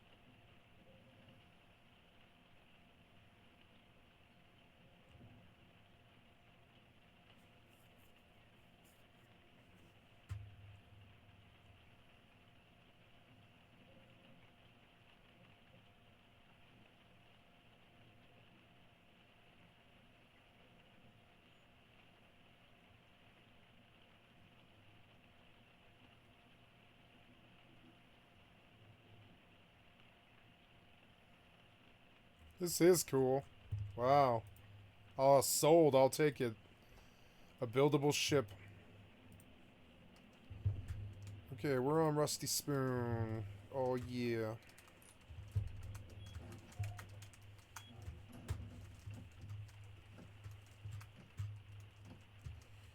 How's my wheat? Oh, look, I've got nice wheat. It is in the ripe stage, 12%, which is good. So right before bed, I'll pull it. How's the water? I don't even know the water. Yeah, the water, no, water's not so good. So we'll go pull some water out and water these things. And then I guess something that I can do is go...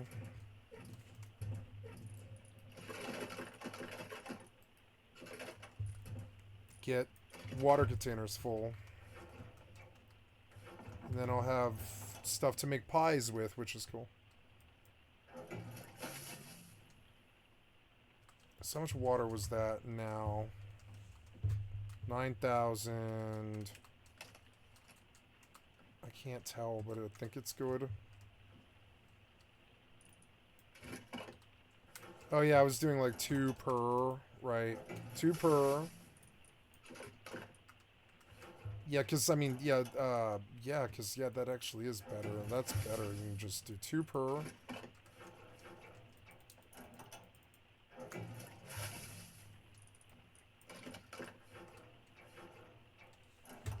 Oops, I guess, doesn't matter. I guess it doesn't really matter. That mattered, because it was wasteful. But if I get, like, both of these, I think it's fine.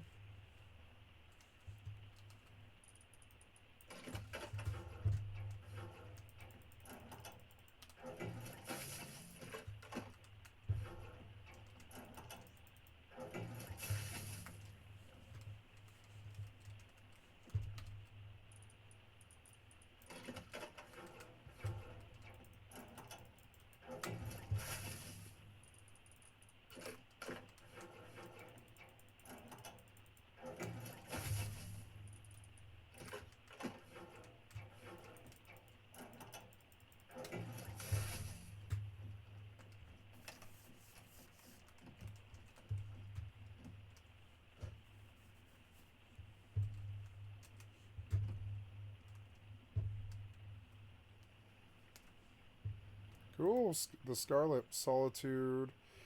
Maybe I want to do that before Hearthfire.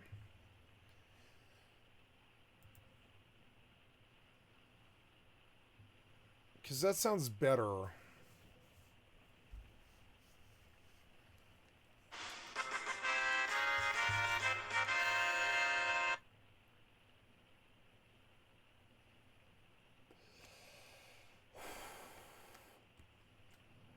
No, it's not better.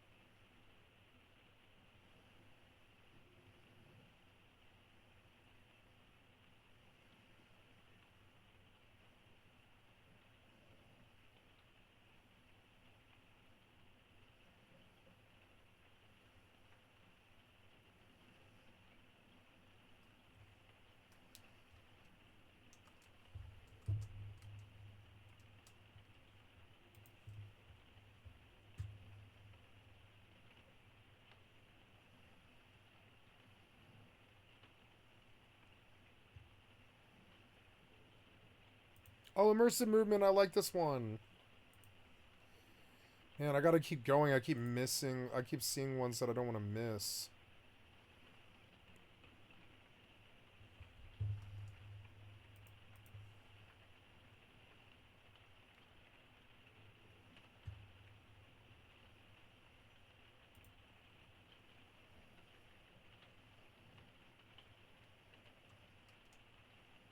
Wait, did I mess that one up?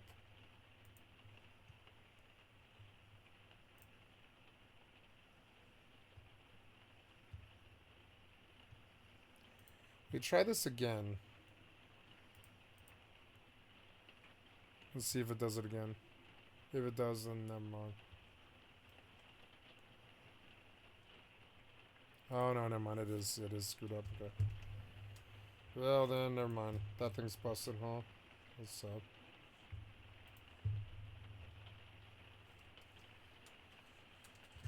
I don't really have to do anything on this game. I worked hard on this game today. I'm just gonna do this and get it out of the way. I've been doing... This takes hours.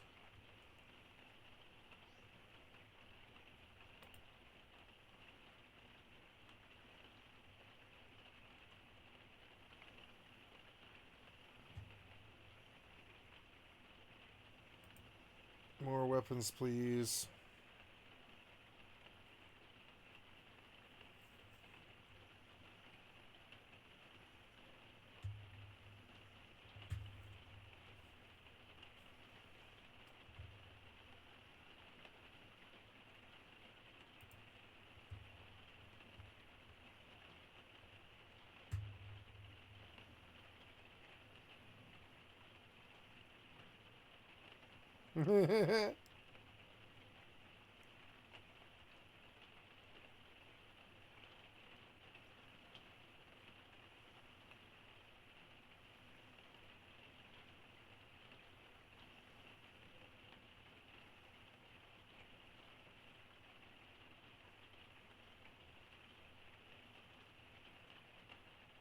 Skyfall Estate.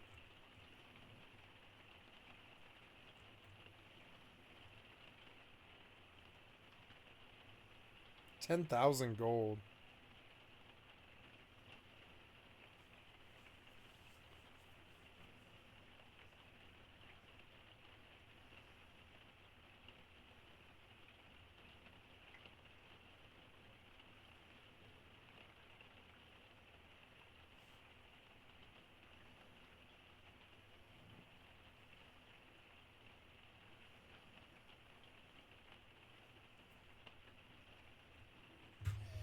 No.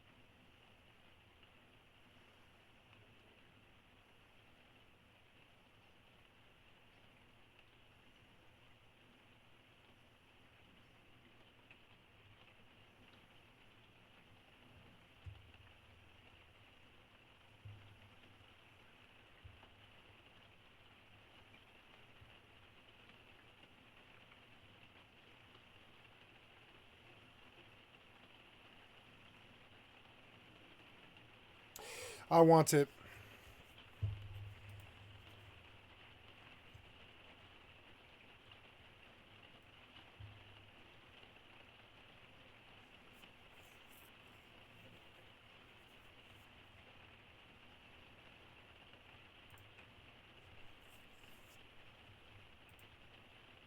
No experience. So you don't get experience for this, but you do get mats, which is dope.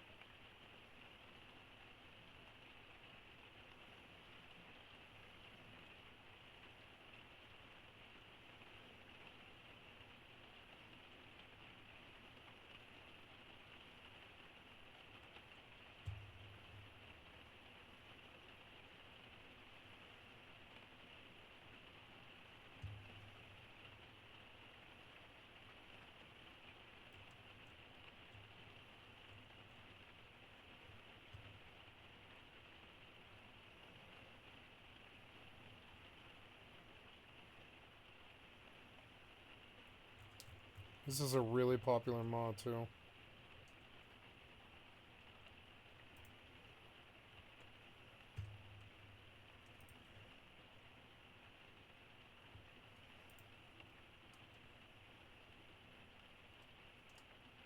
How much money do I have now?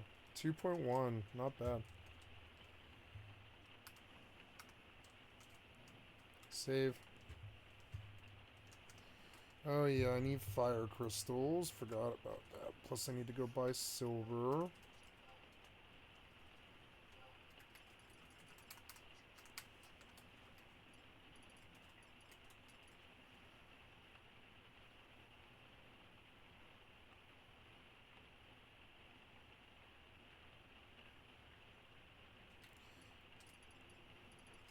I need to make a cheat chart for what day of the week has silver and what day doesn't.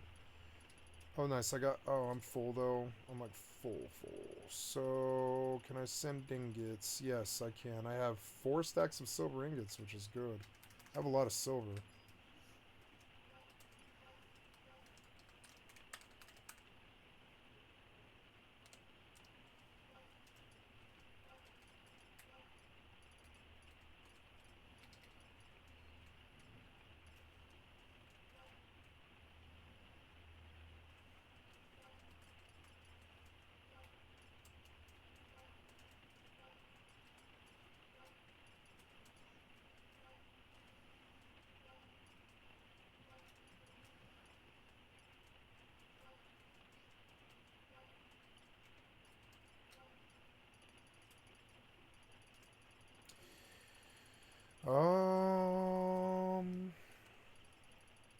Yeah, copper.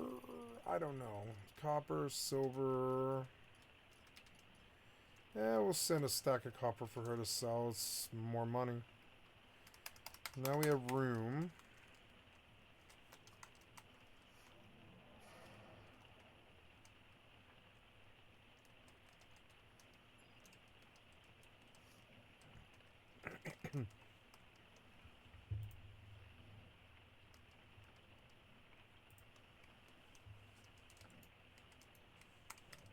Okay. Oh, did I do all of the plants? Let's see. Yeah, I think I did. Good. How many did that take? I don't know. Let's put the dead ones on the right side, right, to be filled.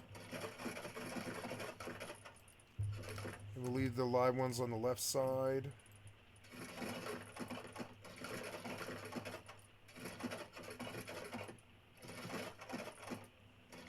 I think that's enough for another whole generation.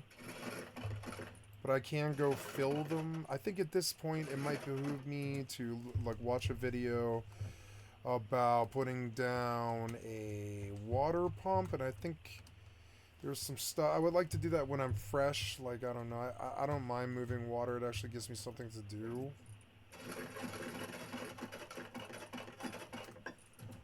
Yeah, we'll just go fill water from time to time or whatever. Oops, why did I do that? Oh well. Yeah, we'll just go fill water. There's a river just right there northwest, which is like that direction. Yeah, but he's living on it. And we will go... What?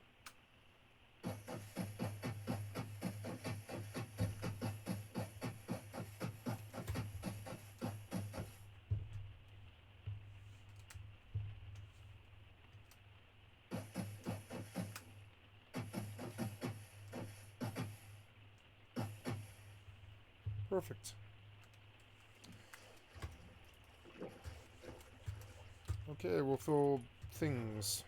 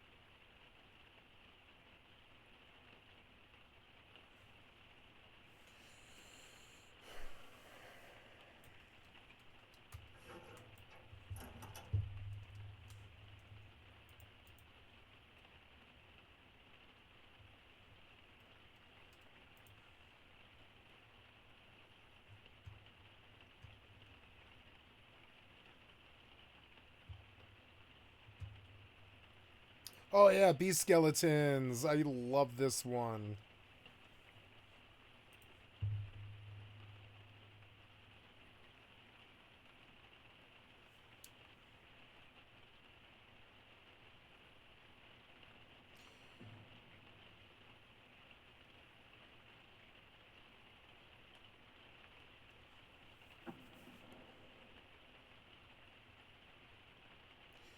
I want to work on physical in the beginning game. Physical sword, probably physical two-hander. Just chop things and heal. And just chop things and then run and heal, and then chop things and heal. That'll be hard on legendary. Real hard. I put all my points into like heavy armor. I begin to realize that I don't really need mage armor. While the magicka regen's nice, you don't need it. You can probably use potions, really. I think I can hotkey potions now to other buttons.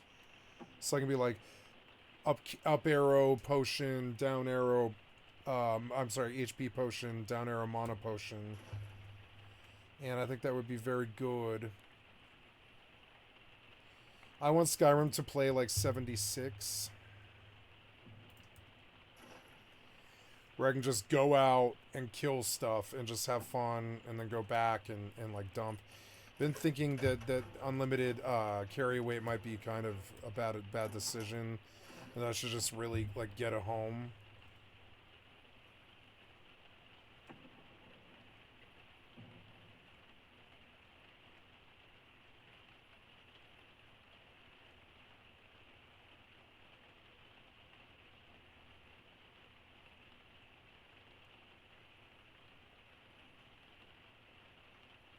I can get Sophia right away.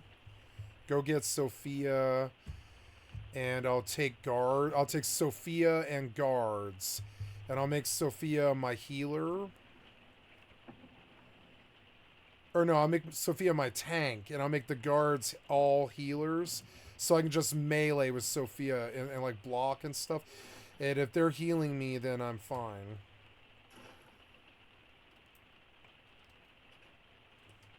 I can turn guards into healers, and I can bring like 4 of them with me.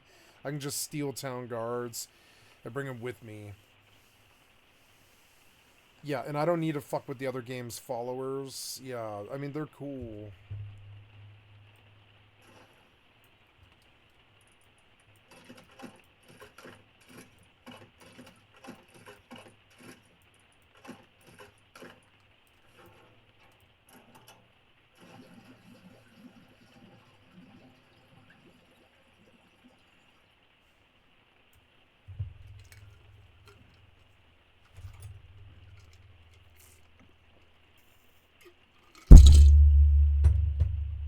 I hit my mic, I'm sorry. Didn't mean to.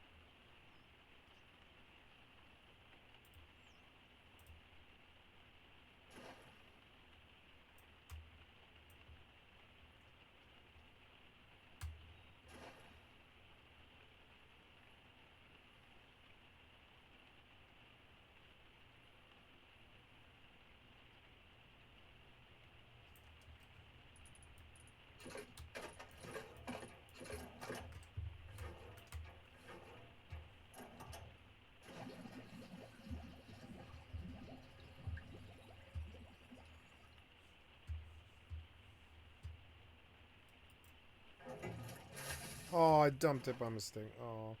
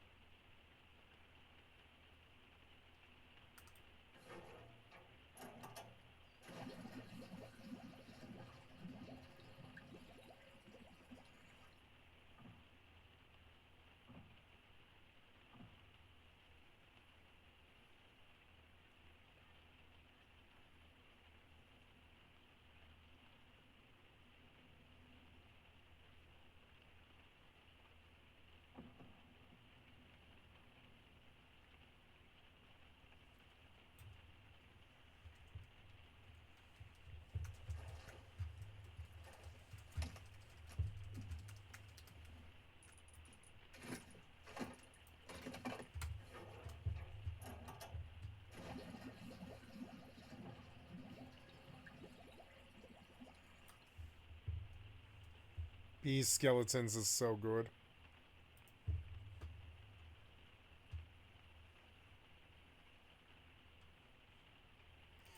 I'm on page 57, 7,000 thumbs up. Simple wearable lanterns.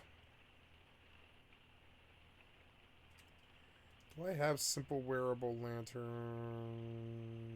No. Can I get it?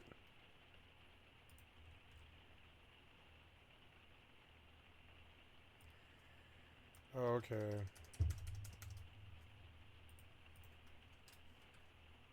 Oops.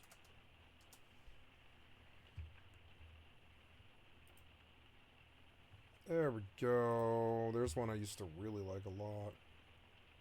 I don't want to leave the town till I'm ready. No, I don't have to either. I don't have to do any of the shit that I don't want to do.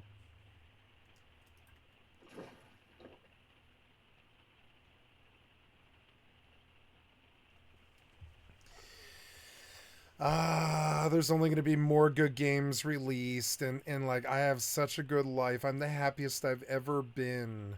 I can just do as I please whenever I want. No one tells me what to do.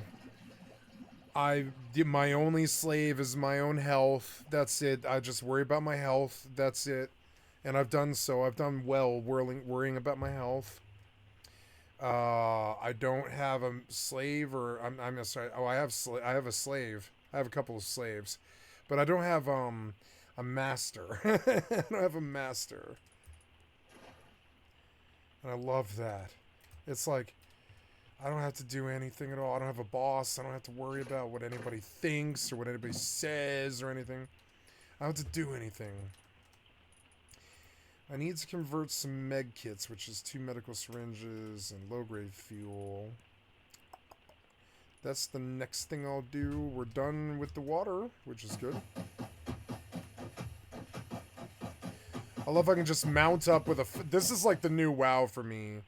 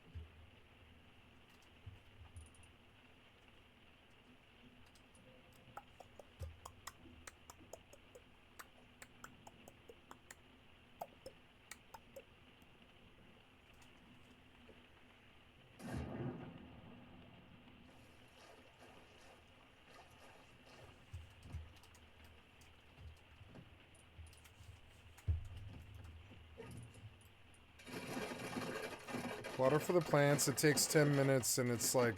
Then I don't have to do a water system, and the base is like way less complicated.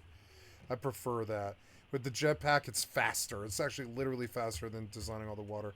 Which eventually I'll do when I have a free moment, but I don't really want to be a slave to it, like designing the water system and all that. Let's go back hunting other mods. Simple wearable lanterns.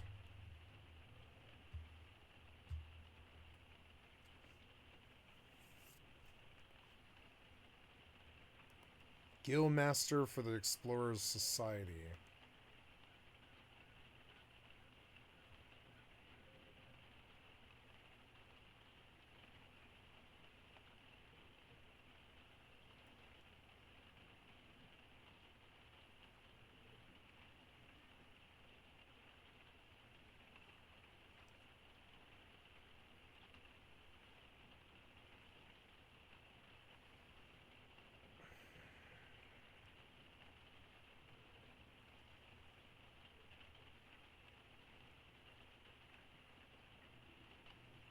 There's so much wheat.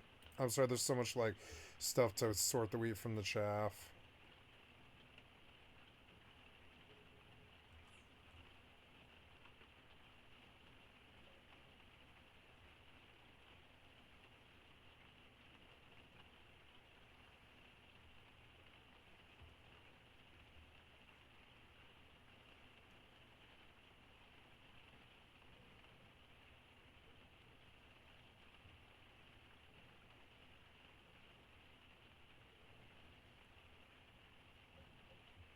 First person magic casting animation.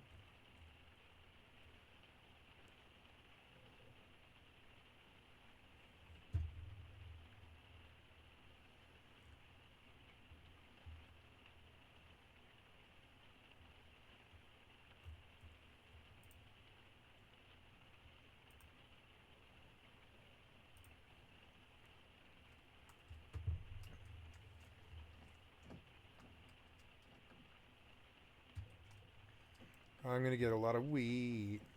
I wonder what wheat will go for.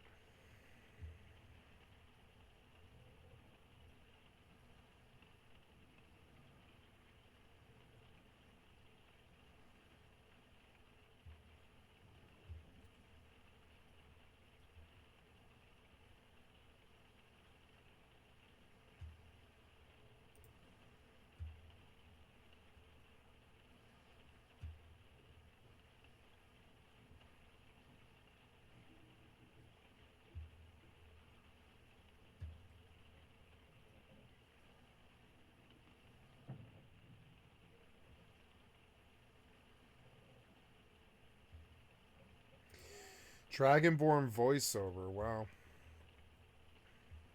Oh, no, no, no, no.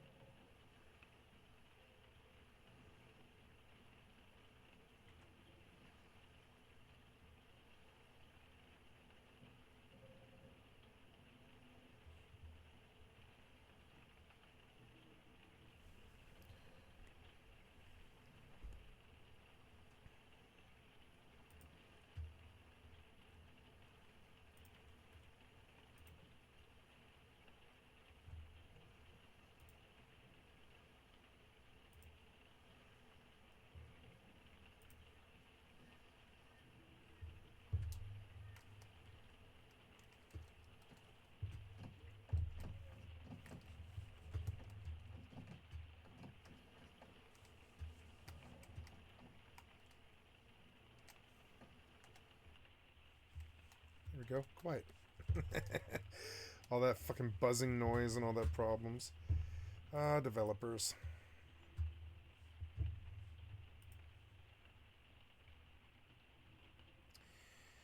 Better dynamic, majestic value, weapon style, Skyclimb. Skyclimb could be cool, but enemy revolution. Spells, perks, items, and shouts, which were previously limited to the player only. No, I don't think so. Because I added so many mobs.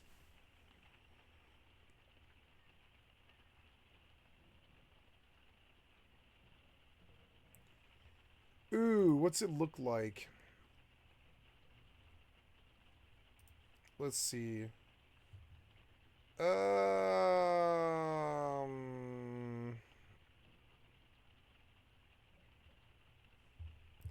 No, I think I'm okay with the Skyrim map. I think it's alright.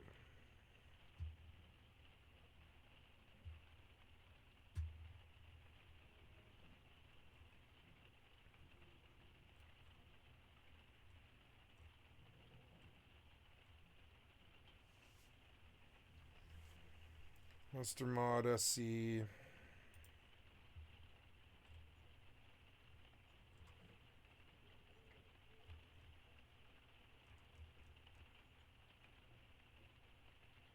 Yeah, Monster Mob was one of the big ones.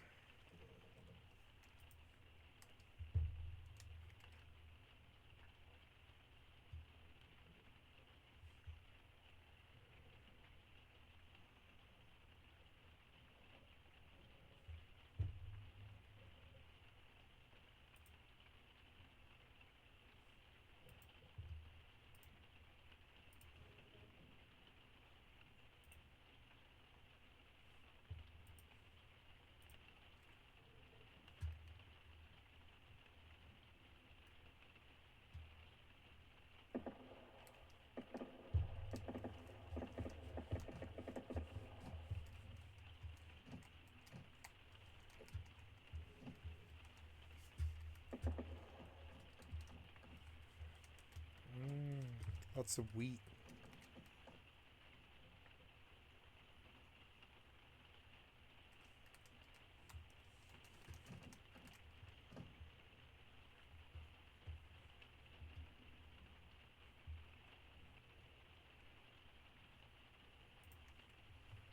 Monster Mod is good.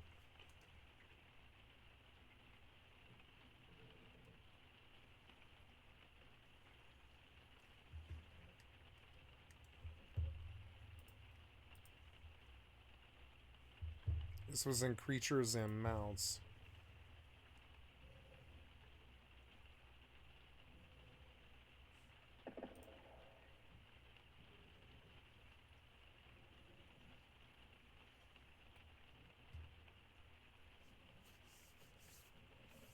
Travelers of Skyrim, that sounds cool. Let's do that. I keep finding more. I keep finding more and more. I'm just gonna keep going.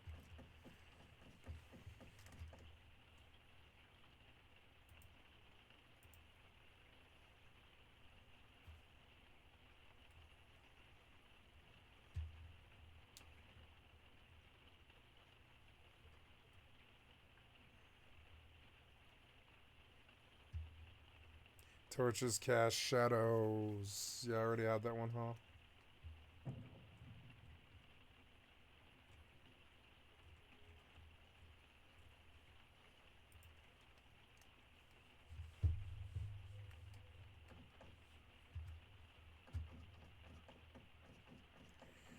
Sun's going down. I believe, ooh,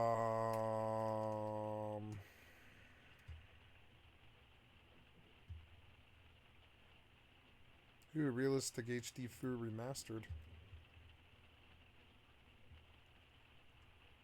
Yeah.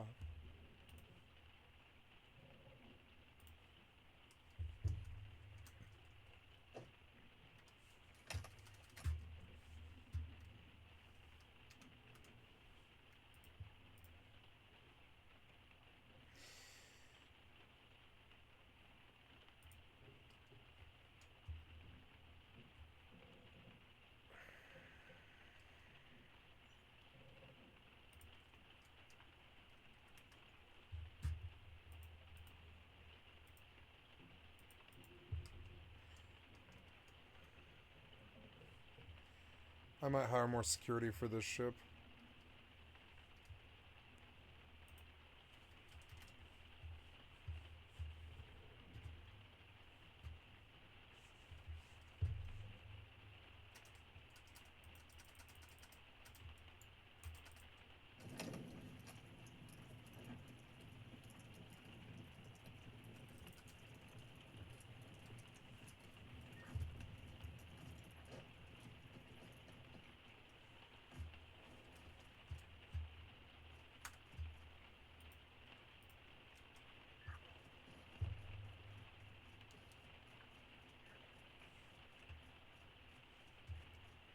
Oops.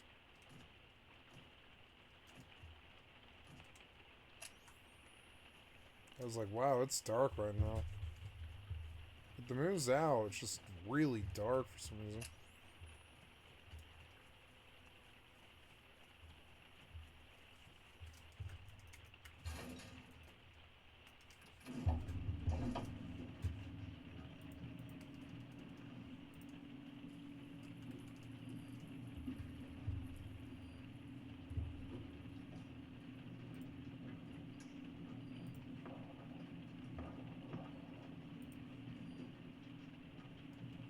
Oh no, is someone in my tunnel?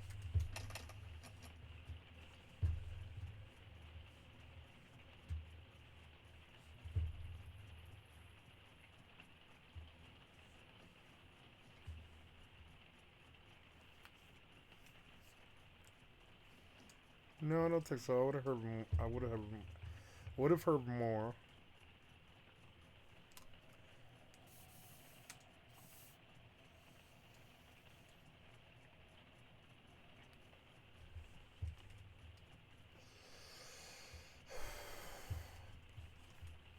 I don't know if I'm gonna be able to sleep. Maybe it's just caffeinate and do the whole day. Pull a double and go to bed at like 10 o'clock or something. I don't know. I don't know if I have that in me. I'm getting older.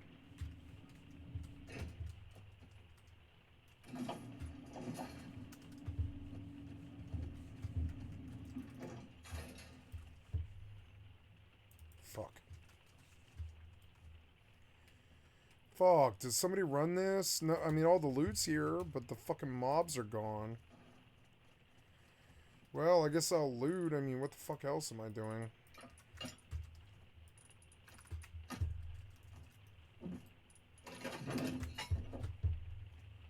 Got a crude refiner.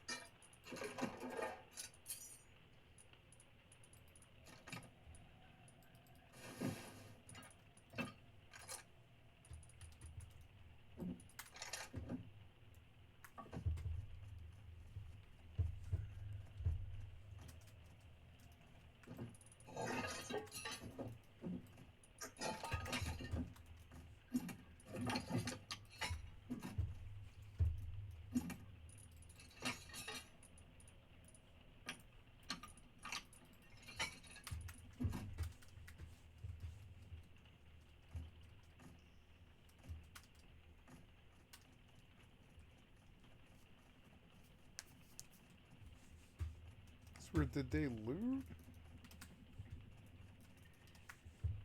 Or I guess I killed them. Yeah, I guess I killed them. So, yep. I mean, I have all that honey. It doesn't matter if I respawn at all. The honey is nice because it makes respawning completely free.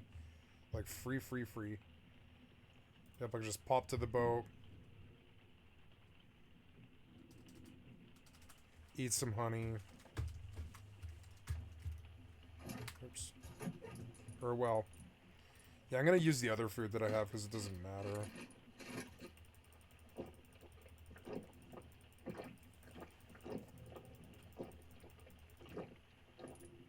No, wait, I want that. No, I want that.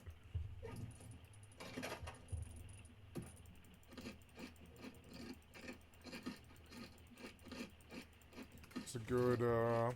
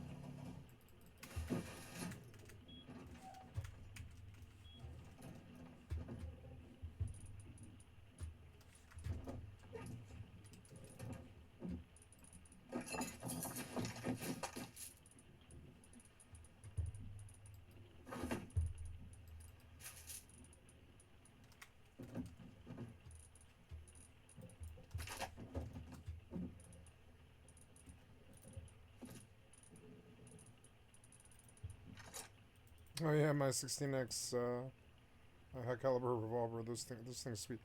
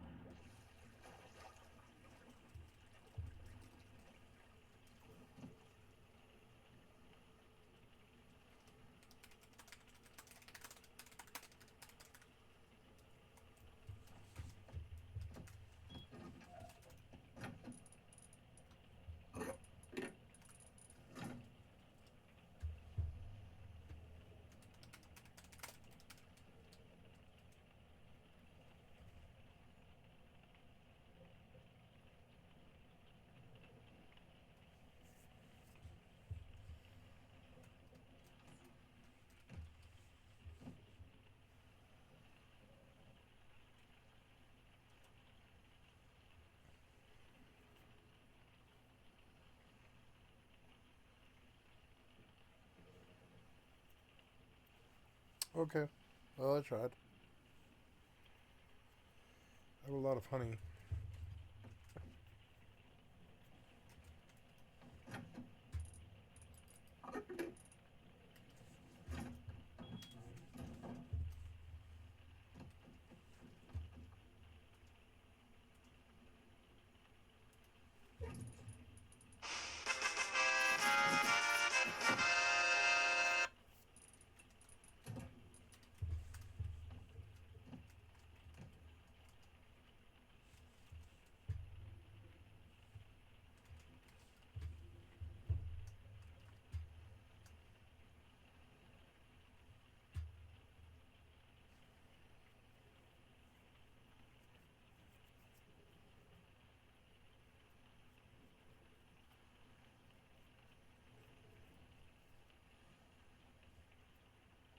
There's so many.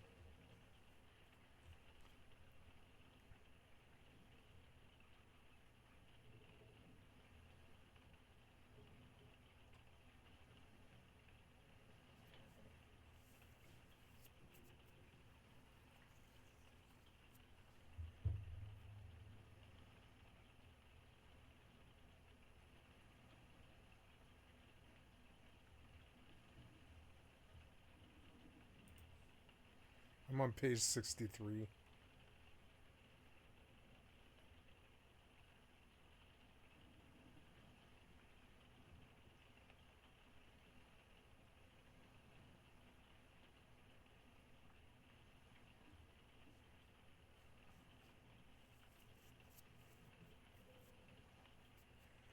High level enemies.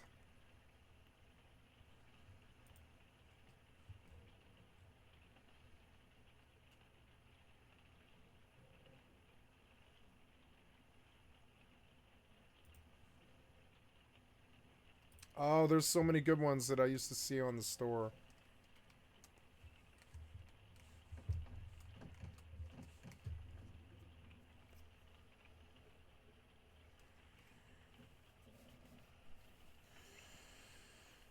I suppose I should go to bed here in like 20 minutes. It's fucking annoying. I didn't even get to my Skyrim playthrough. I don't think I'm done looking for mods. It's kind of funny. For days I'm going to do this until I'm completely done.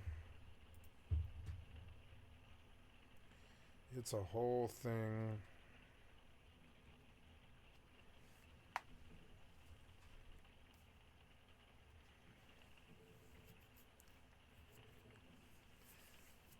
Magic sneak attacks would be cool. I don't really know why you can't do that. Yeah.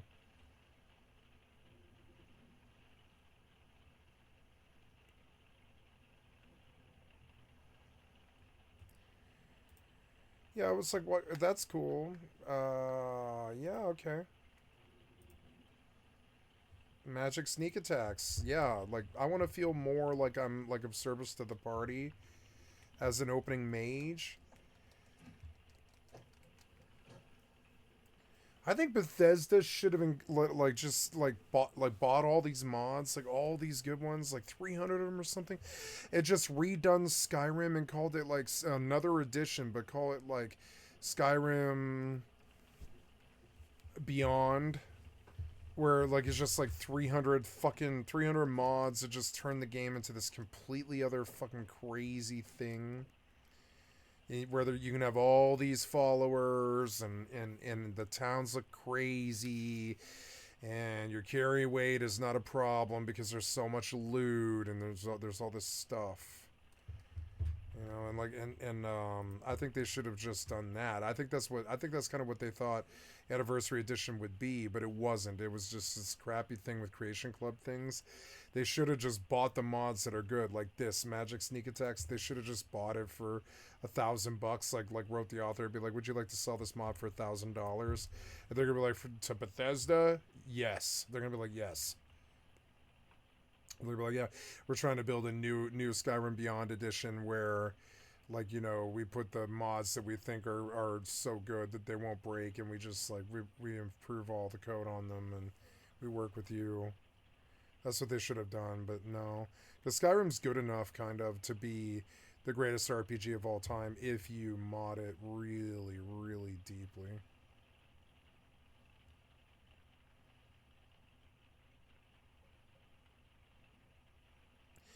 Enchanted weapons recharge over time is actually really dope. Yep, sounds good to me. See, there's all this stuff in the game that could have been way better that like Bethesda should have done. You know?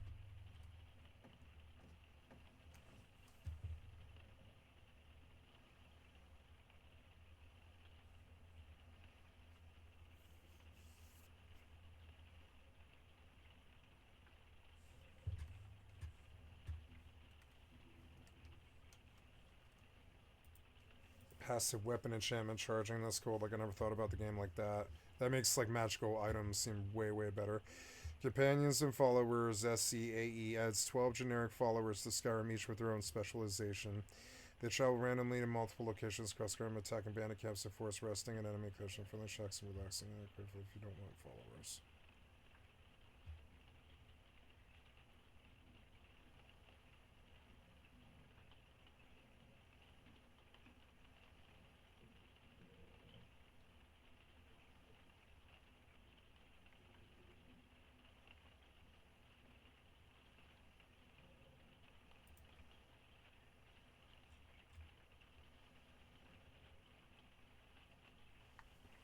Riverwood Inn on Mondays.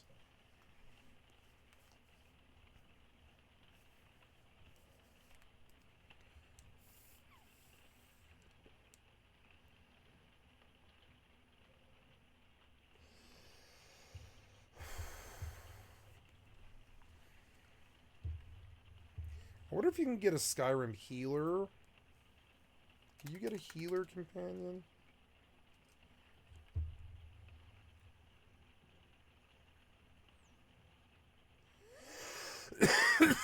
Yeah, what's the best?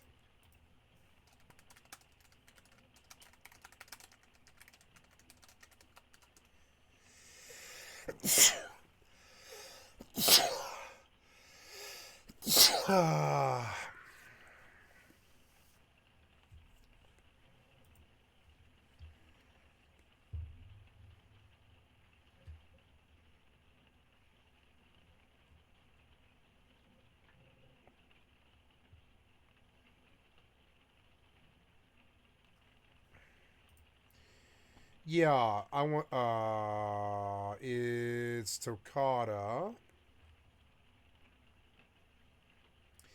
Yeah, I want Toccata. I want a standalone healer, but where do I get her, though?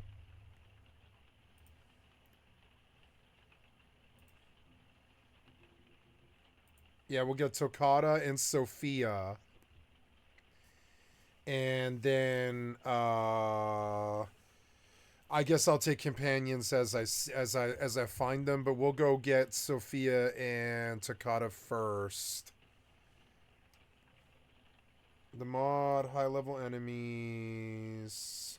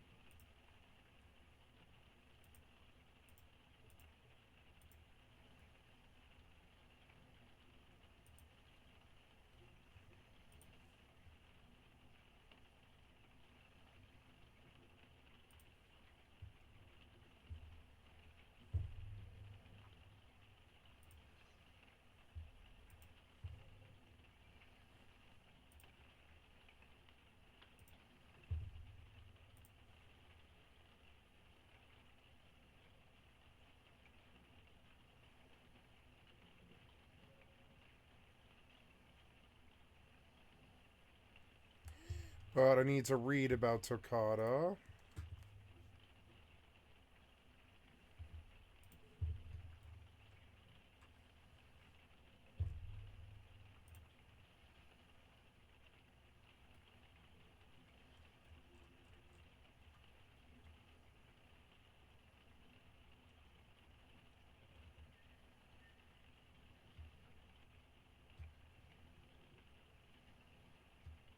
Up to 5. Up to 5. Okay.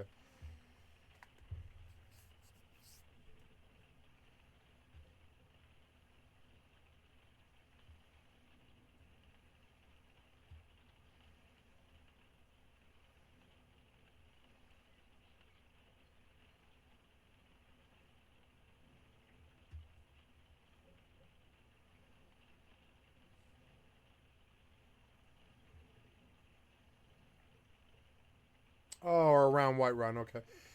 So we'll find her in Whiterun. Good. Yeah, all I have to do is go to Whiterun. So I will go and get Sophia and Takata. And I'll have a tank and a healer.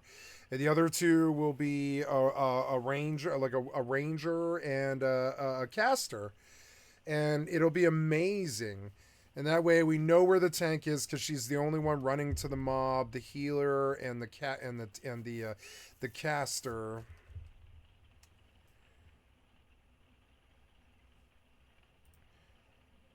Let's go ask what the best mage follower is.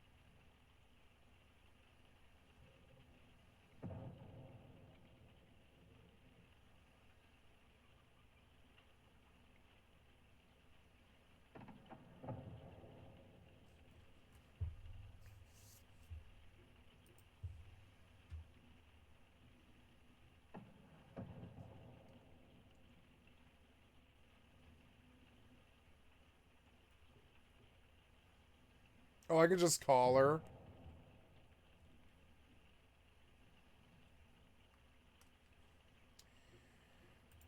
I think, well, yeah, if I want a specialized maged follower, we'll go with Marcurio.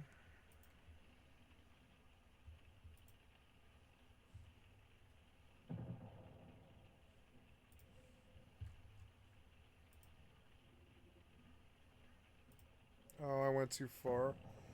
Wait, what happened to my search? Oh, companions and followers, did I get it?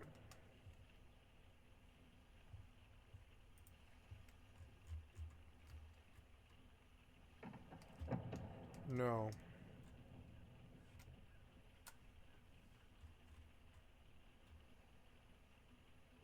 Ah, it will take a mage from this. It will take a random mage follower.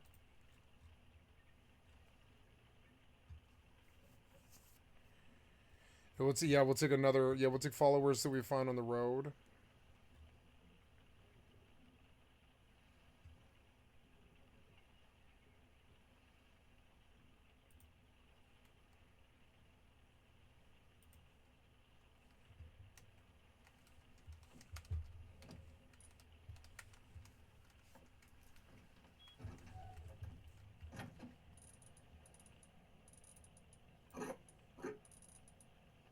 No one buys my honey.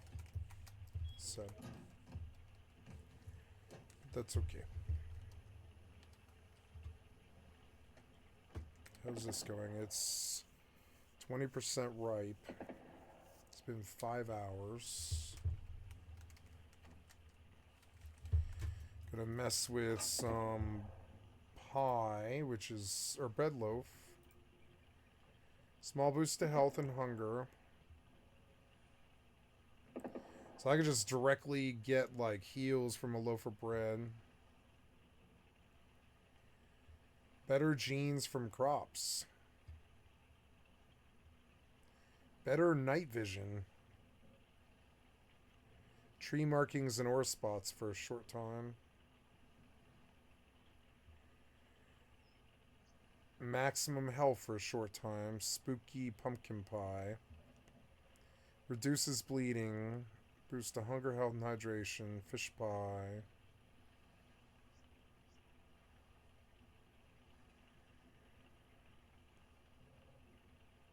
Provides a boost to hunger, health, and hydration. Increases base comfort level for a short time. Ah, so they give us a reason to use all this stuff. Wow. And then they have all the teas and everything.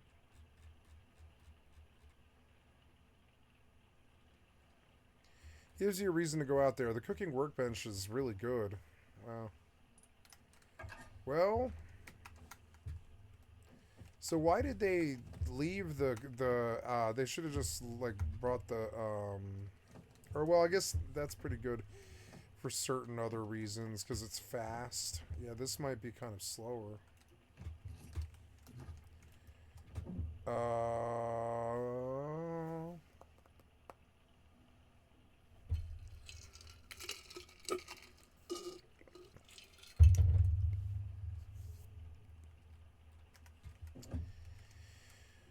I'm gonna keep looking for more mods.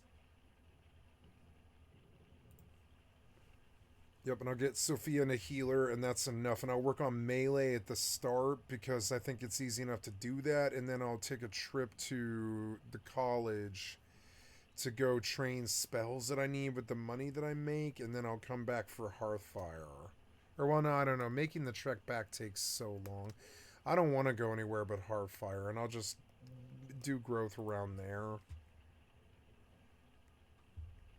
Yeah, I want to do growth around Hearthfire.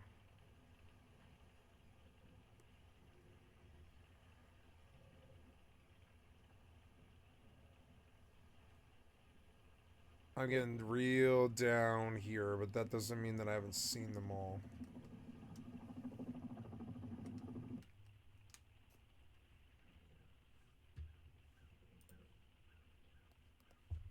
Okay, console commands extender. What's that?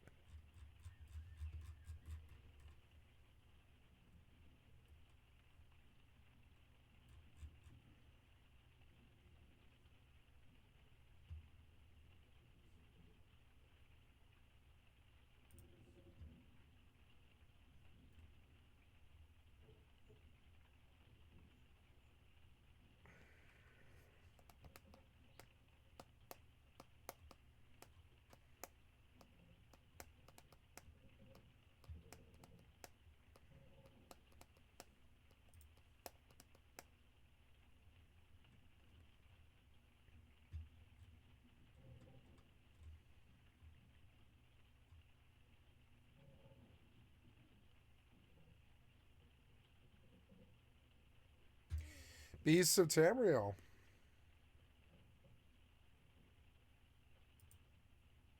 Ah, good.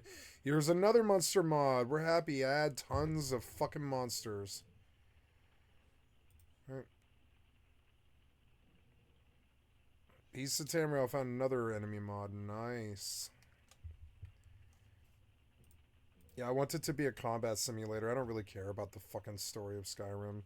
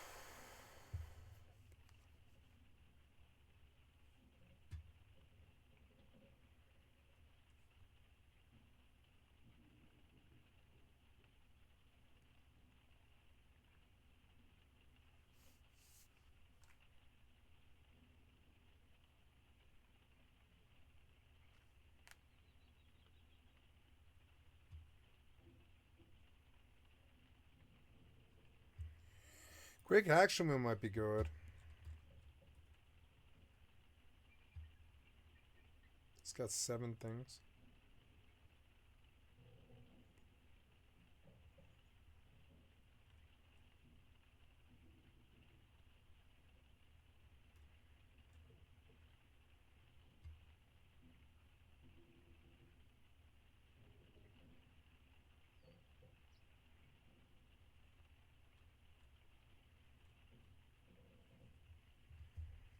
I mean, yeah, that's good, but I mean,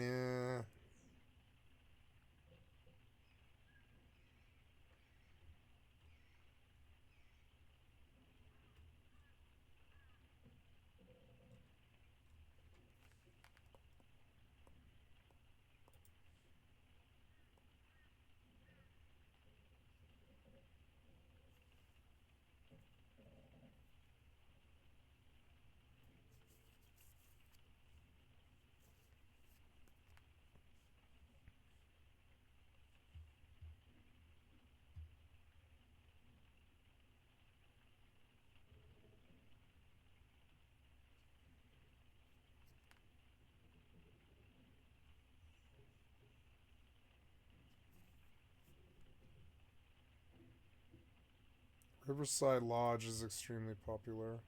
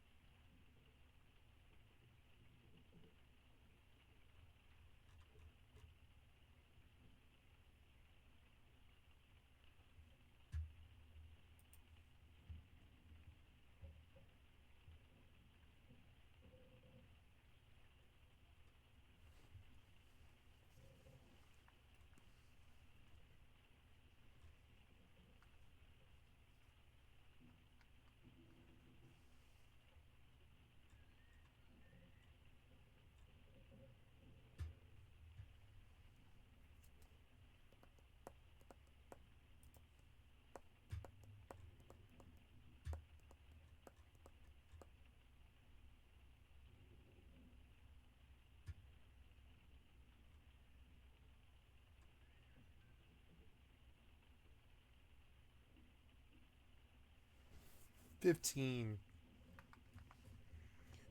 followers.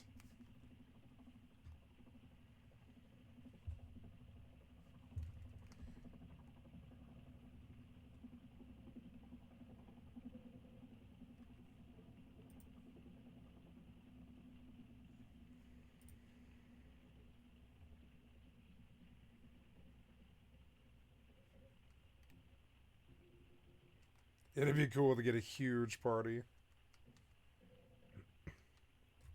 My god, I have so many mods, I just keep going.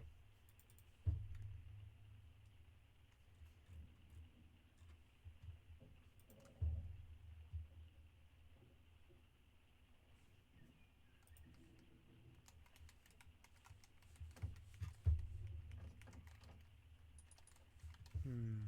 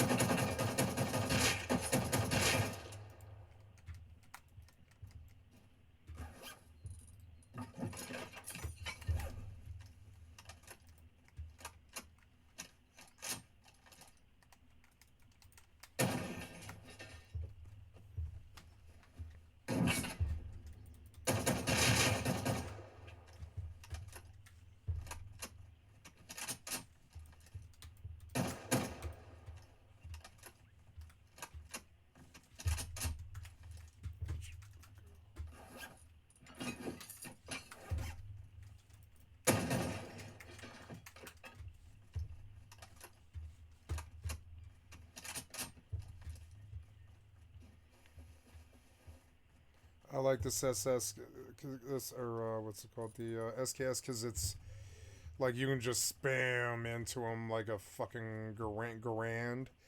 But the clip goes for 19, which is just huge.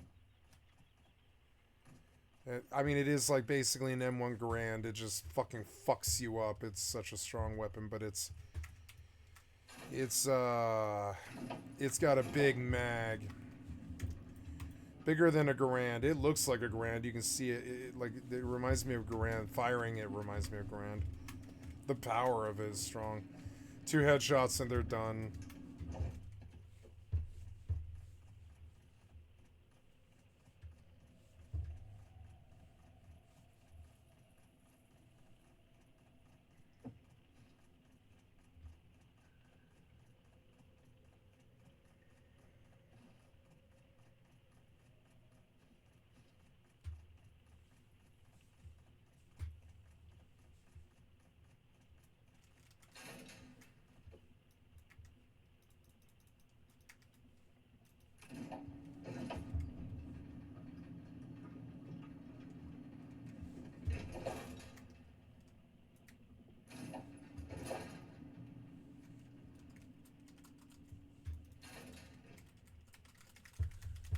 Oh no, you wedged me.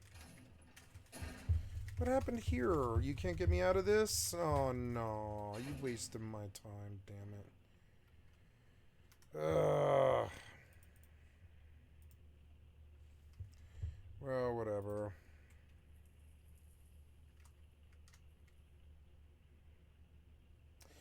There's a black mage burn, but it's way too late at night. I've got to go to bed. If I'm going to get with sleep, I need to sleep. I need to go to bed now because I have to be up at like 6:30 or something. No, oh wait, this one's only like 10 minutes away. This one's only 10 minutes away. Which is so nice. I can wake up at 7:30. No, I have some time. I have got some time. I can stay up late. Never mind. This one's only 10 minutes away. I forgot about this. For some reason, we get a really nice one really close. It's 7:30. Okay, so, yeah. So, I guess I wake up at 7...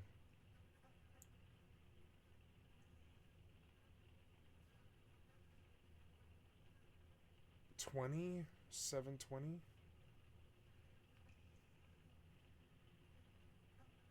Oh no, I leave here at 7:20. It's a 10-minute ride.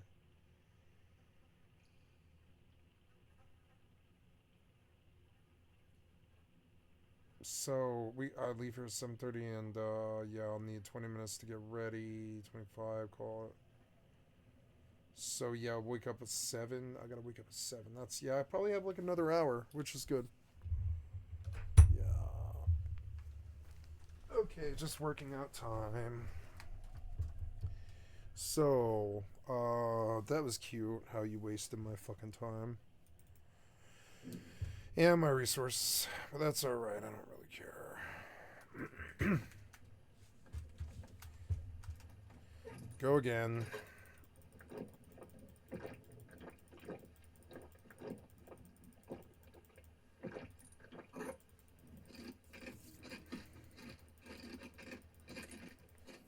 I pulled loot out of there, so whatever.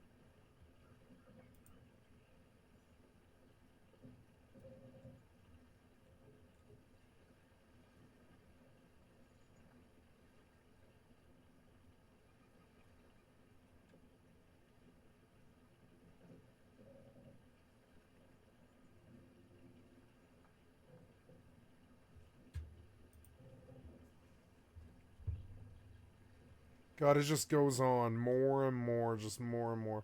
I'm down to 5K thumbs up. This was the most endorsed. But maybe I should look at the most downloaded. These are the ones that people actually like.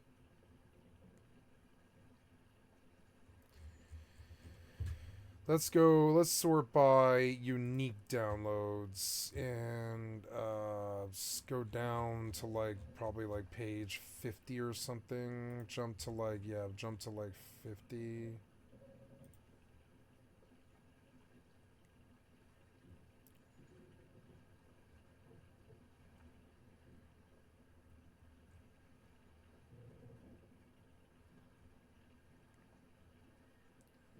It's all the same stuff.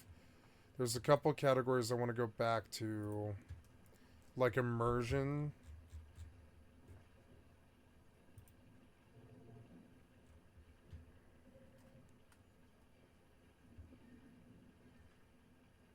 Sort by unique downloads. AI overhaul. I have all of these. Immersive winches.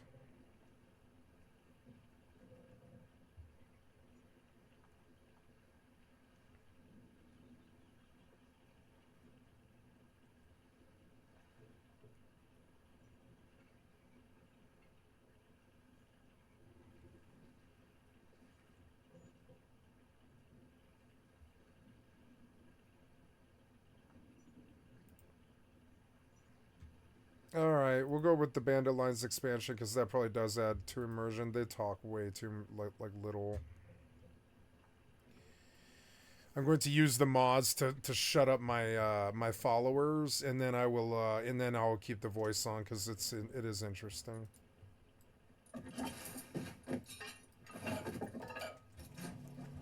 My God, I have so much stuff. I should like throw some smokes, but I don't know. Is it possible to throw smoke on the boat? I don't think it is, huh? It's like wasteful, but I'm gonna try and find out. Is it possible to throw smoke on a boat? I don't think it lets you.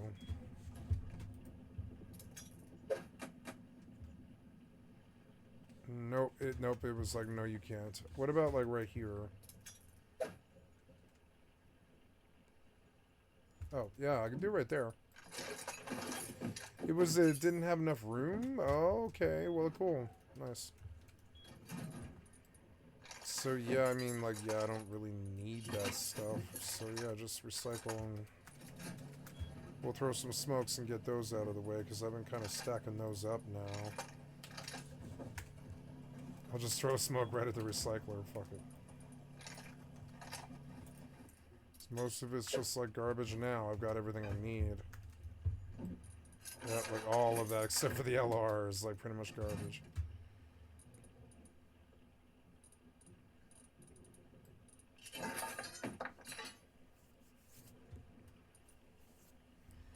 This SKS is starting to be pretty busted, and I think I'm just going to switch to this LR now.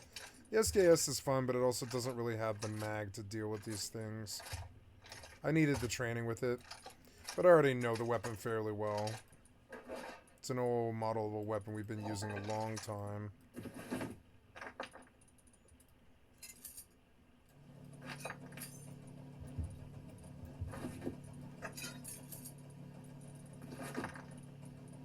Wait, those are stacking up, are they? Wait, no, coming out. Yeah.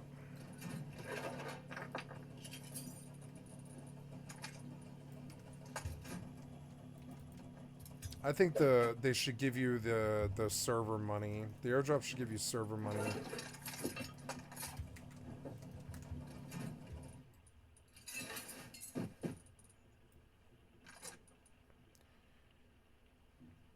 Do I want... Yeah, that thing has a laser. Yeah, it has a laser. So, does this thing have a laser? Yes, it does. So, I guess we recycle then. 1,500 scrap out of nowhere.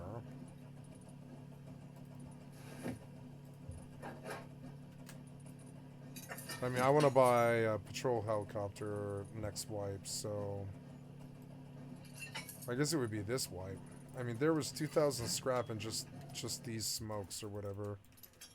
This is going to be enough to buy a attack helicopter because I've never flown one.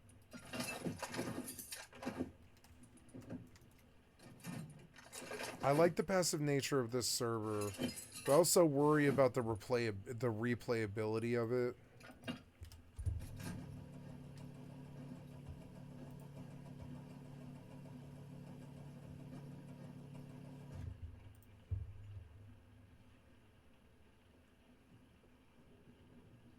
The joy perspective, yeah.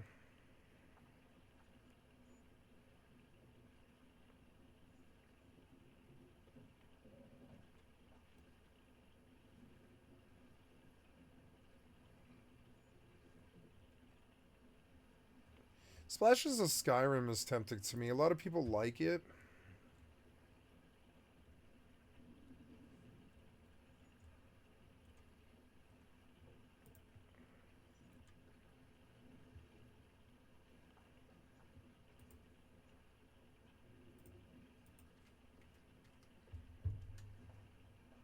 Oh my god, what am I down to? I'm at like 100 and something.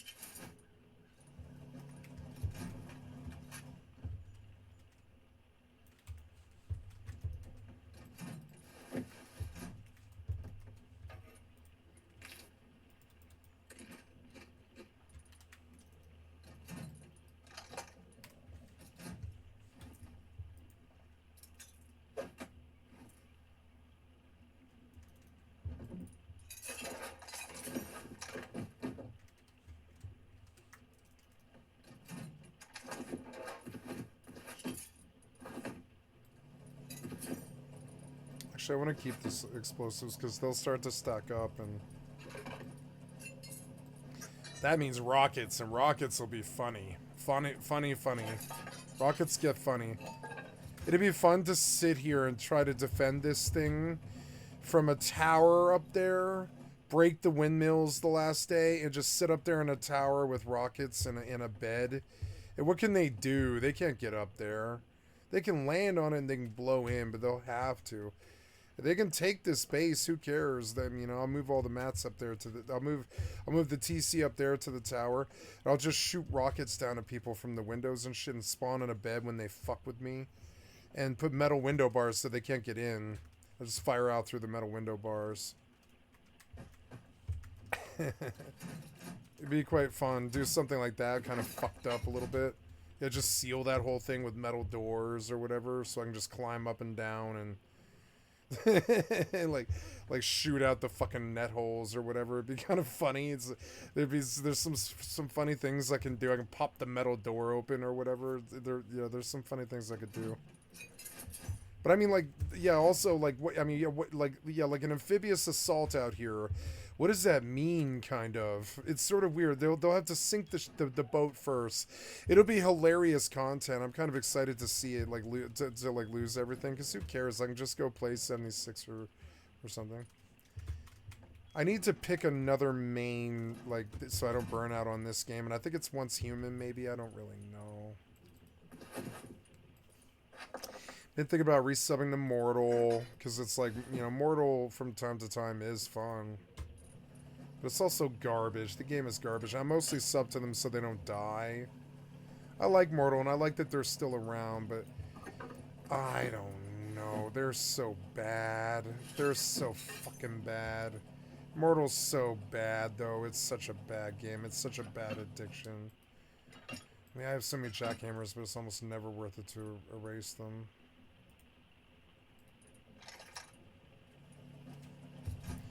Yeah, just sit up there in that fucking tower. They'll have to blow rockets at it to, like, knock it down. Which they can. They can do that.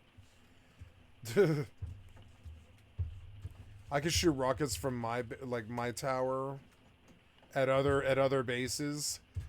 Just like yeah, like noon, like stack like 200 rockets or whatever. Take all the GP like the last day of the wipe, grind sulfur and stuff, and then see that dude, see that thing he just built.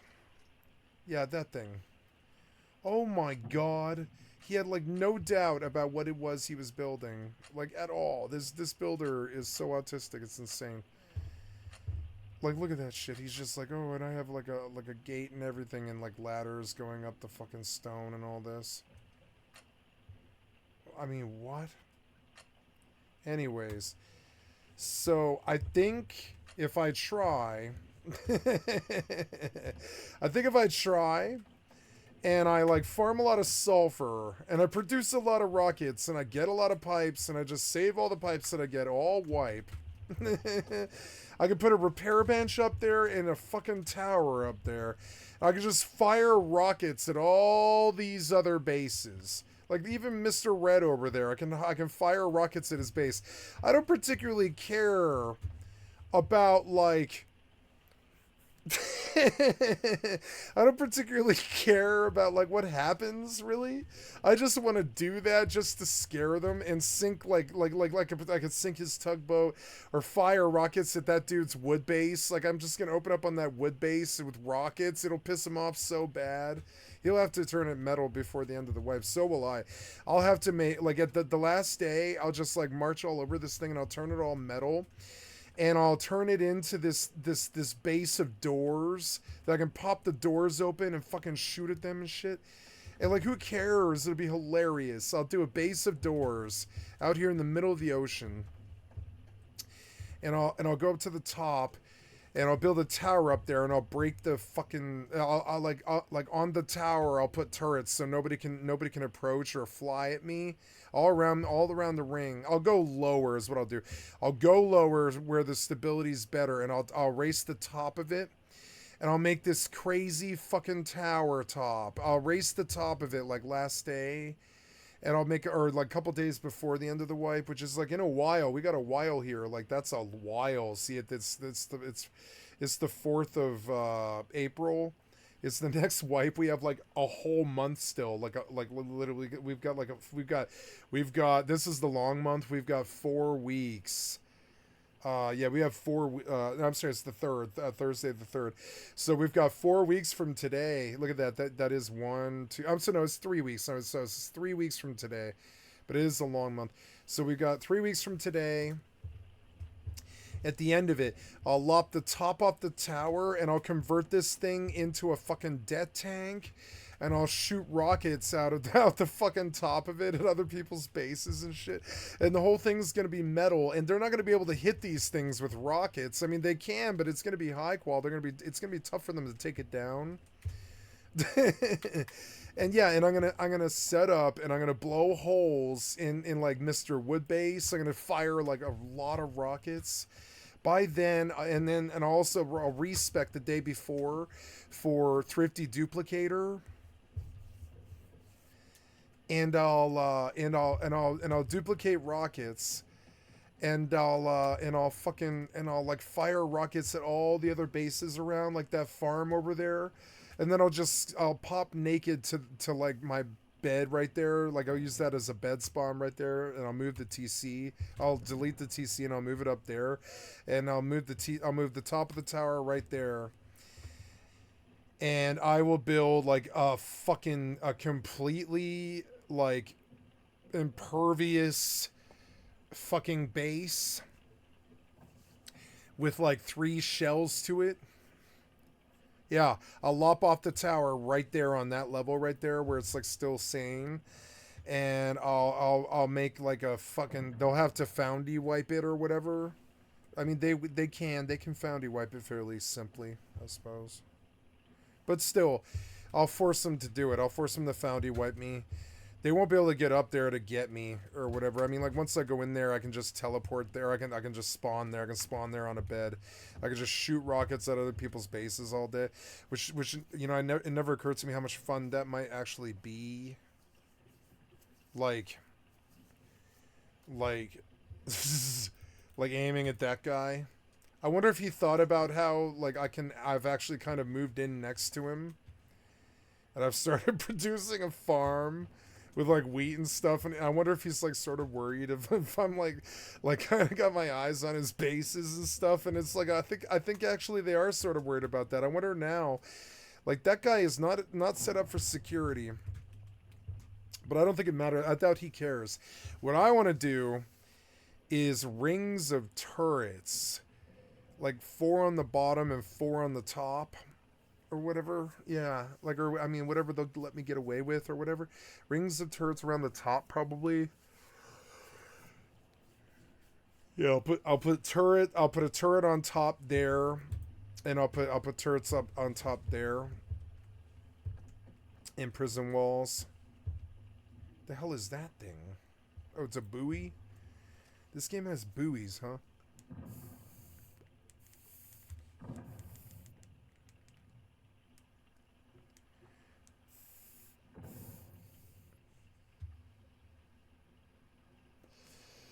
So, Splashes of Skyrim, I'll go back.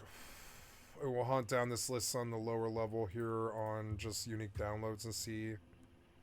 Because this is a little bit crazier. It's like 2.5 million down to 2. There's a lot of good stuff. Sooner or later, I'm going to have to, like, decide that I'm done modding here.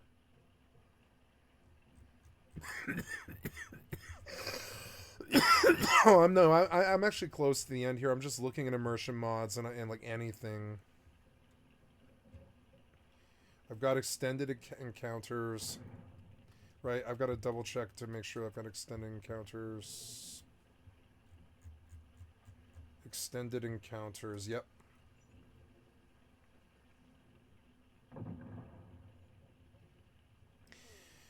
Yeah, there's some Civil War reenactment stuff where you, like, fight, like, stuff.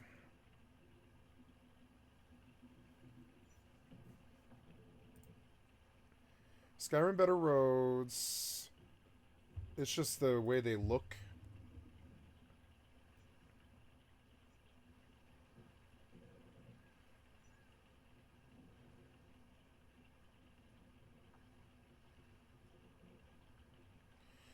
Improved camera, SE. I think I had this one or some version of it.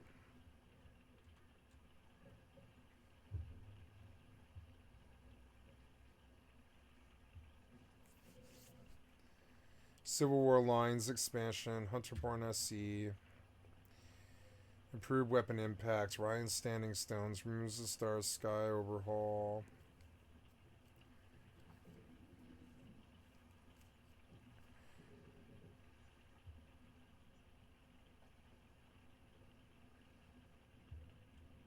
Flying crows. Adds flying crows to various points of interest so that don't react to weather conditions, time of day.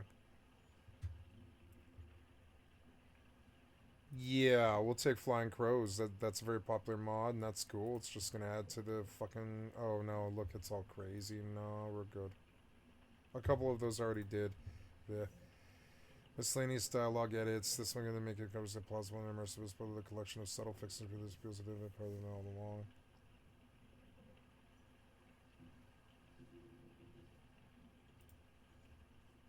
Yeah, the shopkeeper saying the same thing every single time.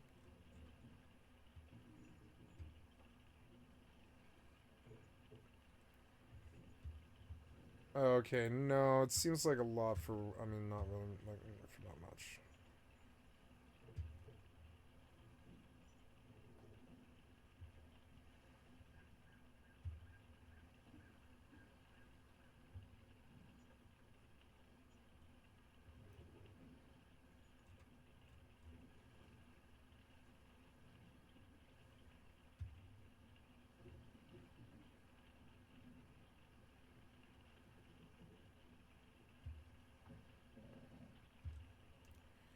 Yeah, this is like all the same stuff.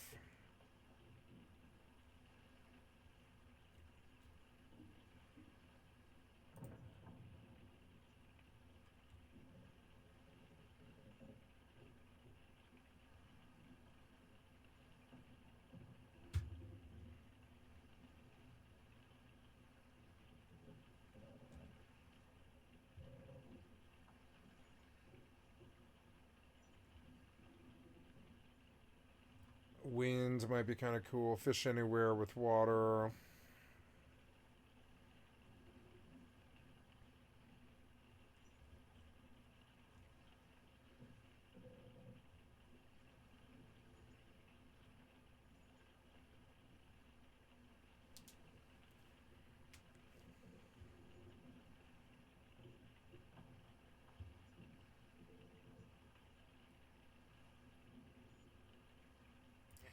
Seasonal wildlife distribution, sure.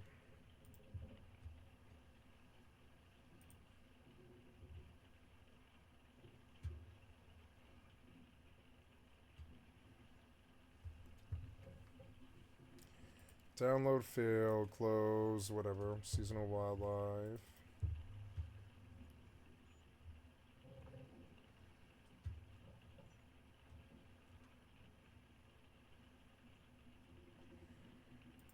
Weapon animation, soaking web, vampires cast no shadow. Talkative dragons. Ends Bleakwood Basin. I think I've reached the end of this. Actually, it's kind of insane. I don't think there's anything else. We did immersion, and what's the other one? It's like enemies and creatures. We'll look at the categories one last time. Yeah, we did immersion. We're gonna do enemies and creature or follow. I'm sorry, is it follower? It's followers and companions and creatures. Want to make sure I didn't miss any of the enemy spawners, and we're gonna do. I've been doing endorsements when I would do unique downloads this time. Overhaul for Miko that gives them unique appearance and a variety of other features. Miko Reborn. This is a really popular one.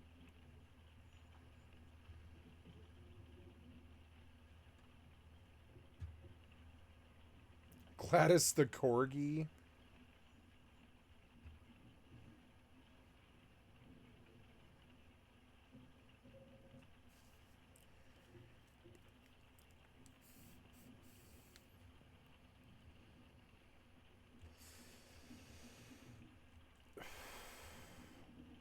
So these are all like the pets, followers, companions in terms of creatures.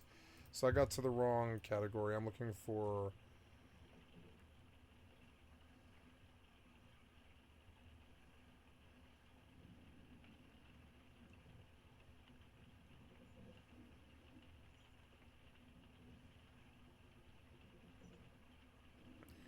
NPC overhauls. Maybe I should look at overhauls and just look at the top ones.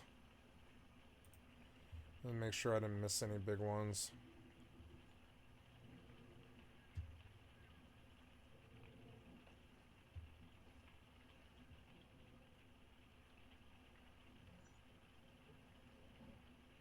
Hemomancy. Reverse progression. Luxvia.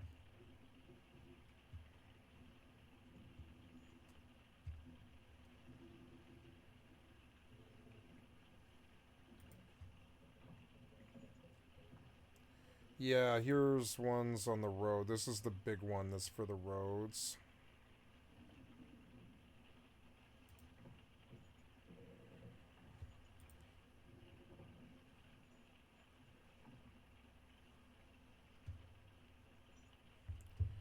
Okay, and then go back one and do the other option. What was it? It was a resource pack EMB light.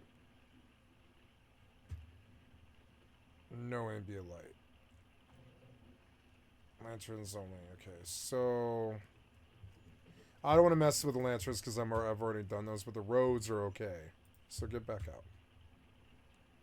There was my road mod.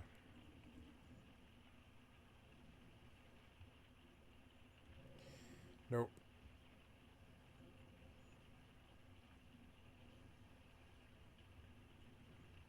Carriage and ferry travel overhaul.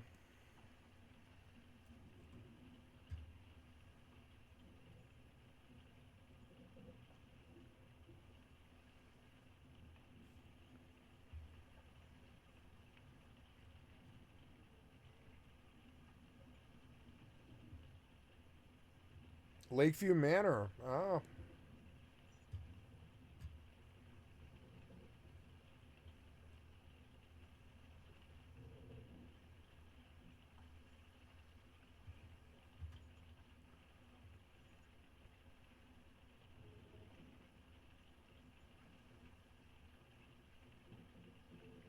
Oh, yeah, here we go. This is the mod that will change the game for me because I can always get home to my house. So it really adds a bunch of immersion. This is the one I've been looking for, Carriage and Ferry Travel Overhaul. I didn't really realize what it was. Yep, go back and do it. Yep, I'm glad I came and looked. So mods redundant, download failed, plug in dependencies, unresolved file conflicts, file access interface for Skyrim messy fisses. Takata follower in Cathedral show after save. Okay. Oh wait, don't lock me out. No, don't lock me out. Yeah.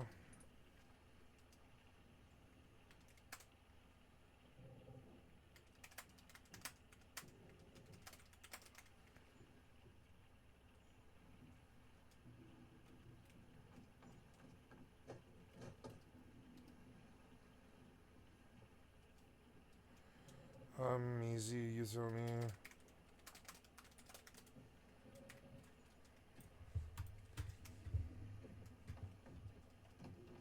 Make an offer.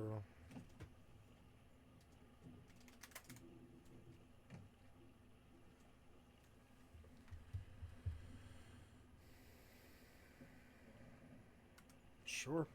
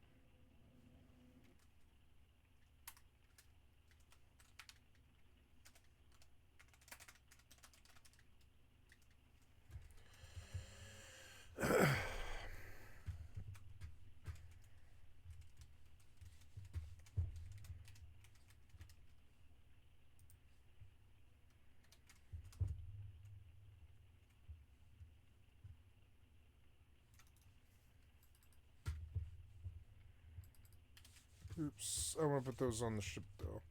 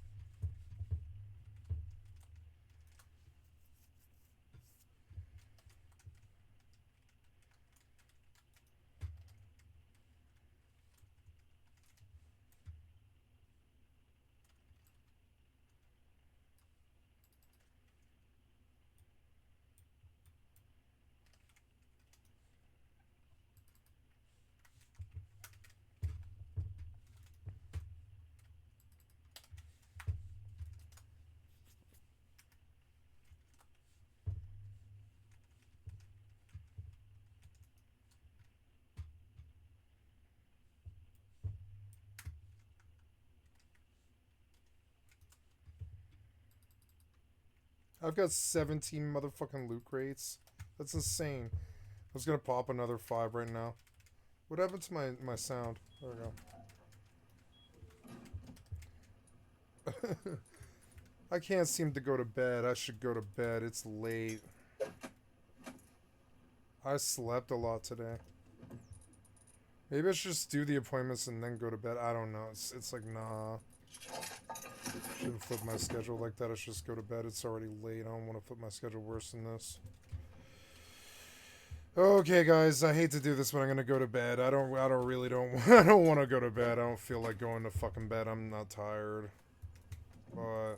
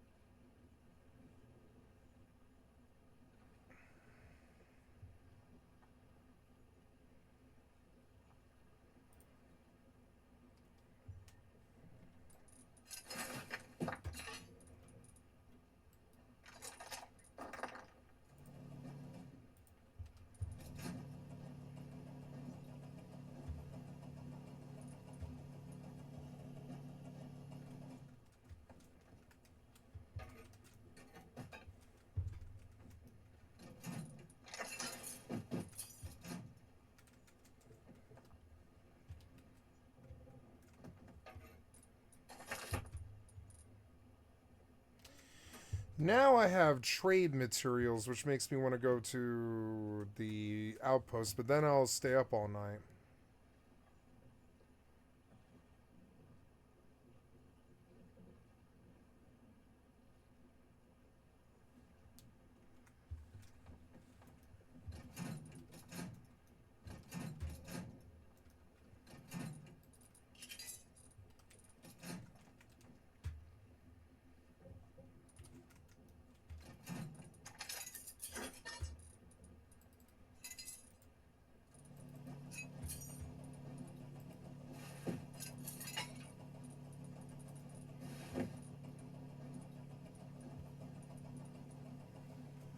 Guess I'll crack this old jackhammer.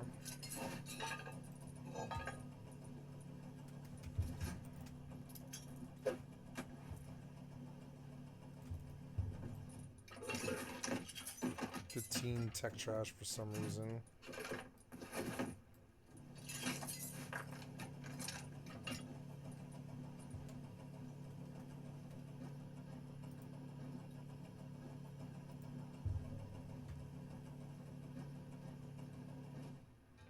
Better vampires.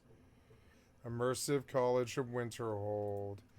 I actually really like this one, and I do it on the other on the store for Steam, but I didn't do it on this, and I should. This is a really good mod that I really appreciate. Oh, cancel then. Cancel, I already have it, yeah.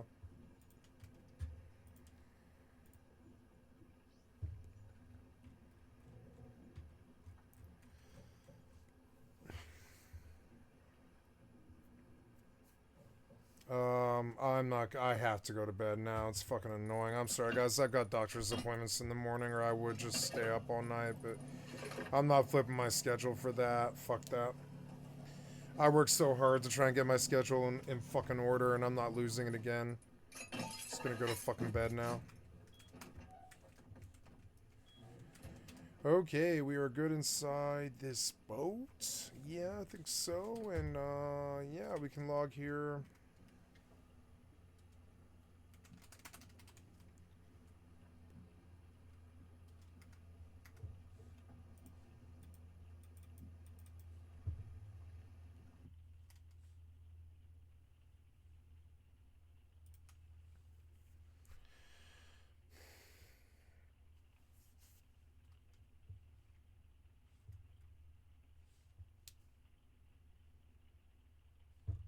Immersive College or Winterhold. God damn it! I just keep on going down the list. I think I'm done though. I think I'm ready to fire it up in the morning. Too many combat overplays.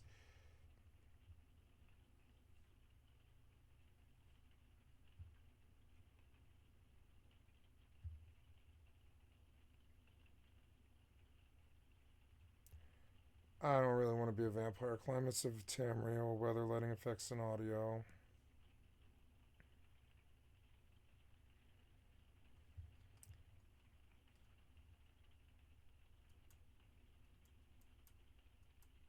It also comes to the winter edition. Obscures College or Winterhold.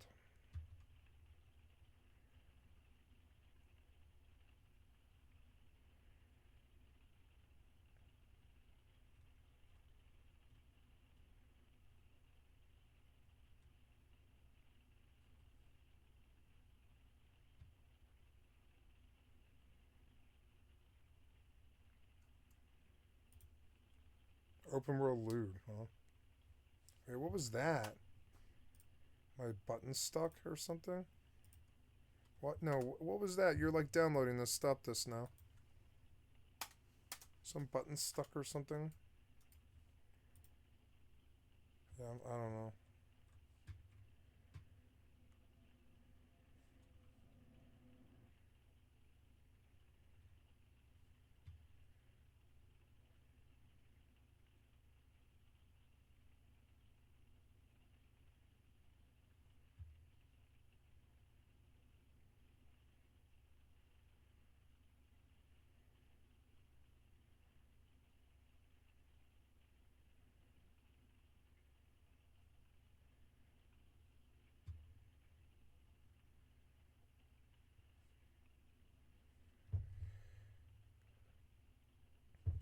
This is like a loot one that like adds like cool loot to the fucking thing.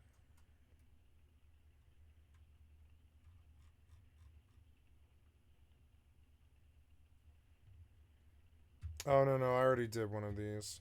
So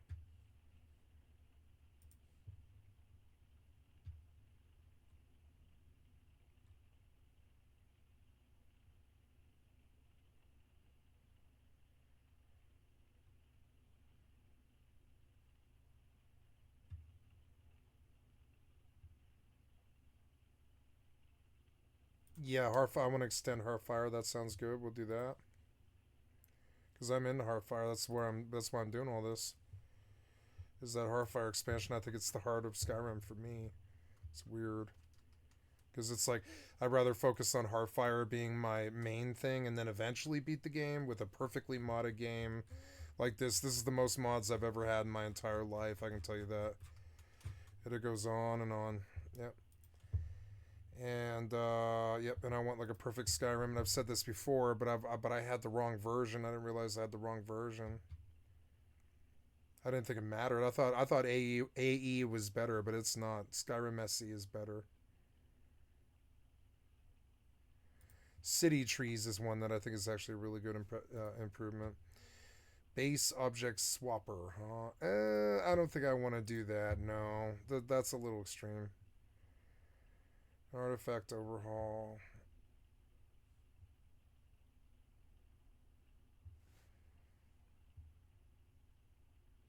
Yeah, an artifact overhaul. Artifact. Okay.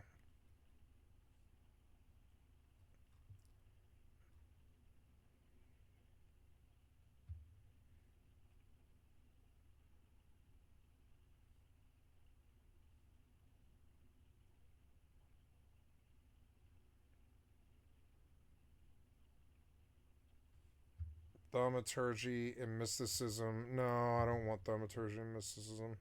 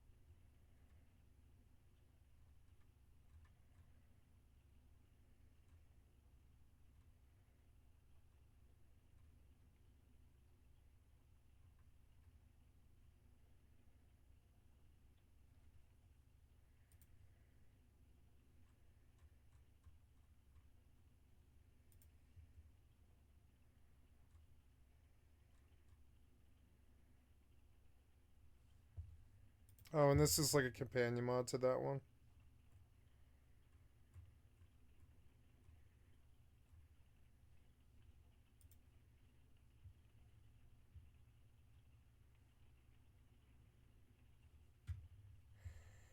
No, wait, go back.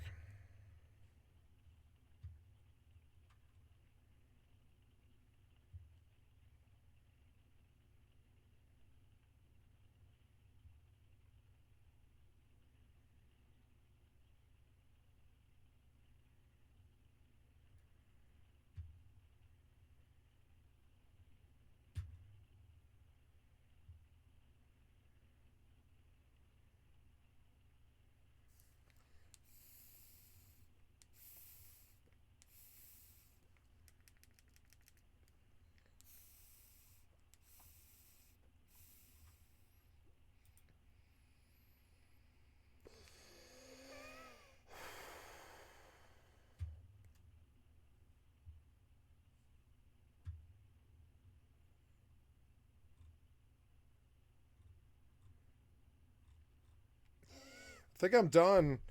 I actually really think I'm done. I've gone through like everything. I've gone all down all the lists.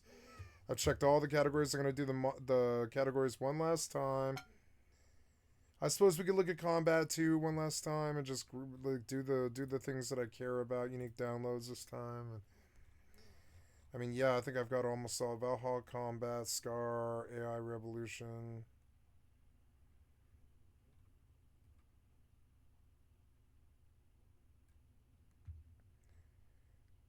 Smart NPC potions might be kind of a cool download. Yeah, I think that is cool. Yeah, do smart enemy potions. I think that's actually cool. I don't mind that. Be cool to watch him like drink a potion. You're like, fuck you, asshole. You drank a potion? No. Yeah, like hopefully they don't one shot me anymore, and then it actually plays like good legendary difficulty. You know.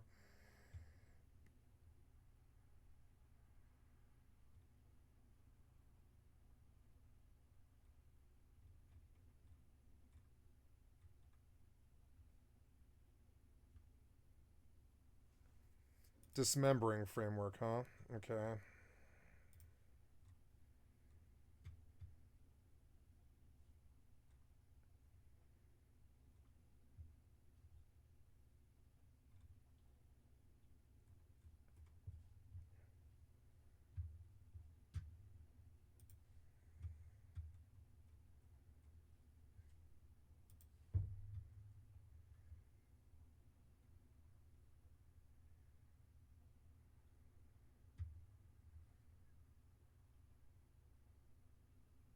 Wait, war zones, huh?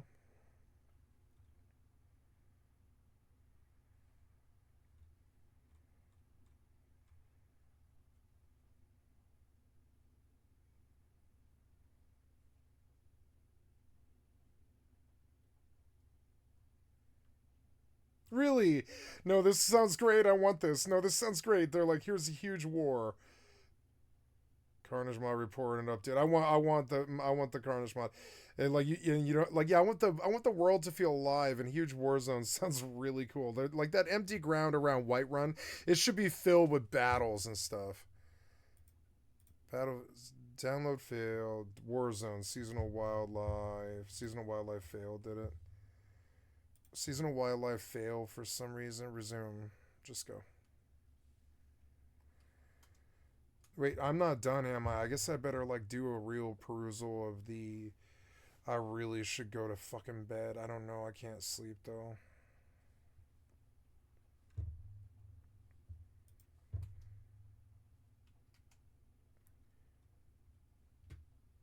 It's fun to download like 200 Skyrim mods.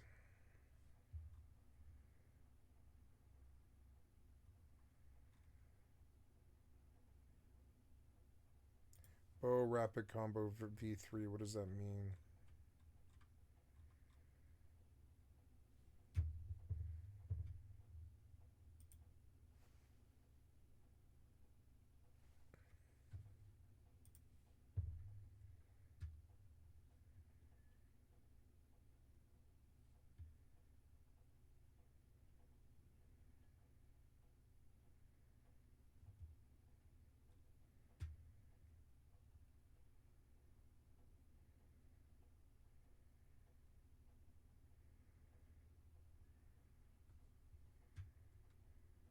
Oh, here, action-based projectiles would make the game much, much better. Yeah, do it, do it. I want to be able to dodge the fucking arrows. They're like goddamn fucking like aimbot fucking sniper shots, and I'm okay with them like being damaging. I just need to be able to fucking dodge them like action games should, you know. These things are like they fire you're dead. It's like they fire you're dead. It's like that fast. It's like there's no response or you know.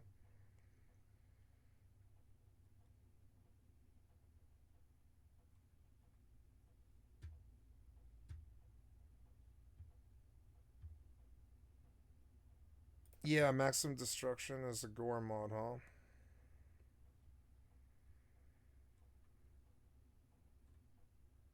Oh no, it looks good. It looks good. Yes, I'm so glad I actually looked. D1 edition. Do I have one maximum skeleton spell? I got spit. I think maximum skeletons D1 edition. Let's go see.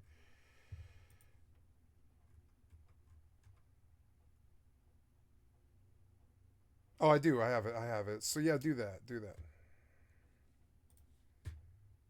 Yeah, I want to feel like a mage. Like when I shock things, they should fucking like convulse while my friends like melee them and shit. Yeah, like the mage seems like weak in this game, and it doesn't need to. Maximum destruction. Yes. Integrated combat.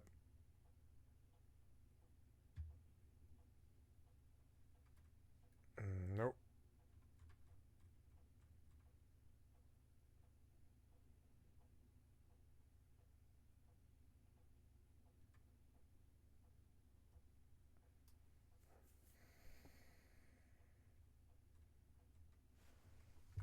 It isn't my sink, is it? No, it's something dripping on my house.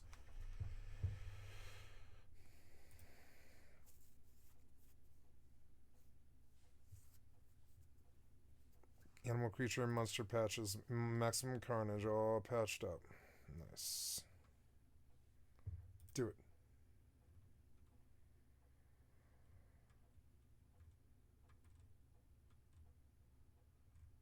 Bears of the North, huh? The bears could be all dismembered and fucked up and everything. Yep. This is gonna be so sweet when I actually play it. But because it took so long to prepare. It's gonna be fucking sweet when it finally does run.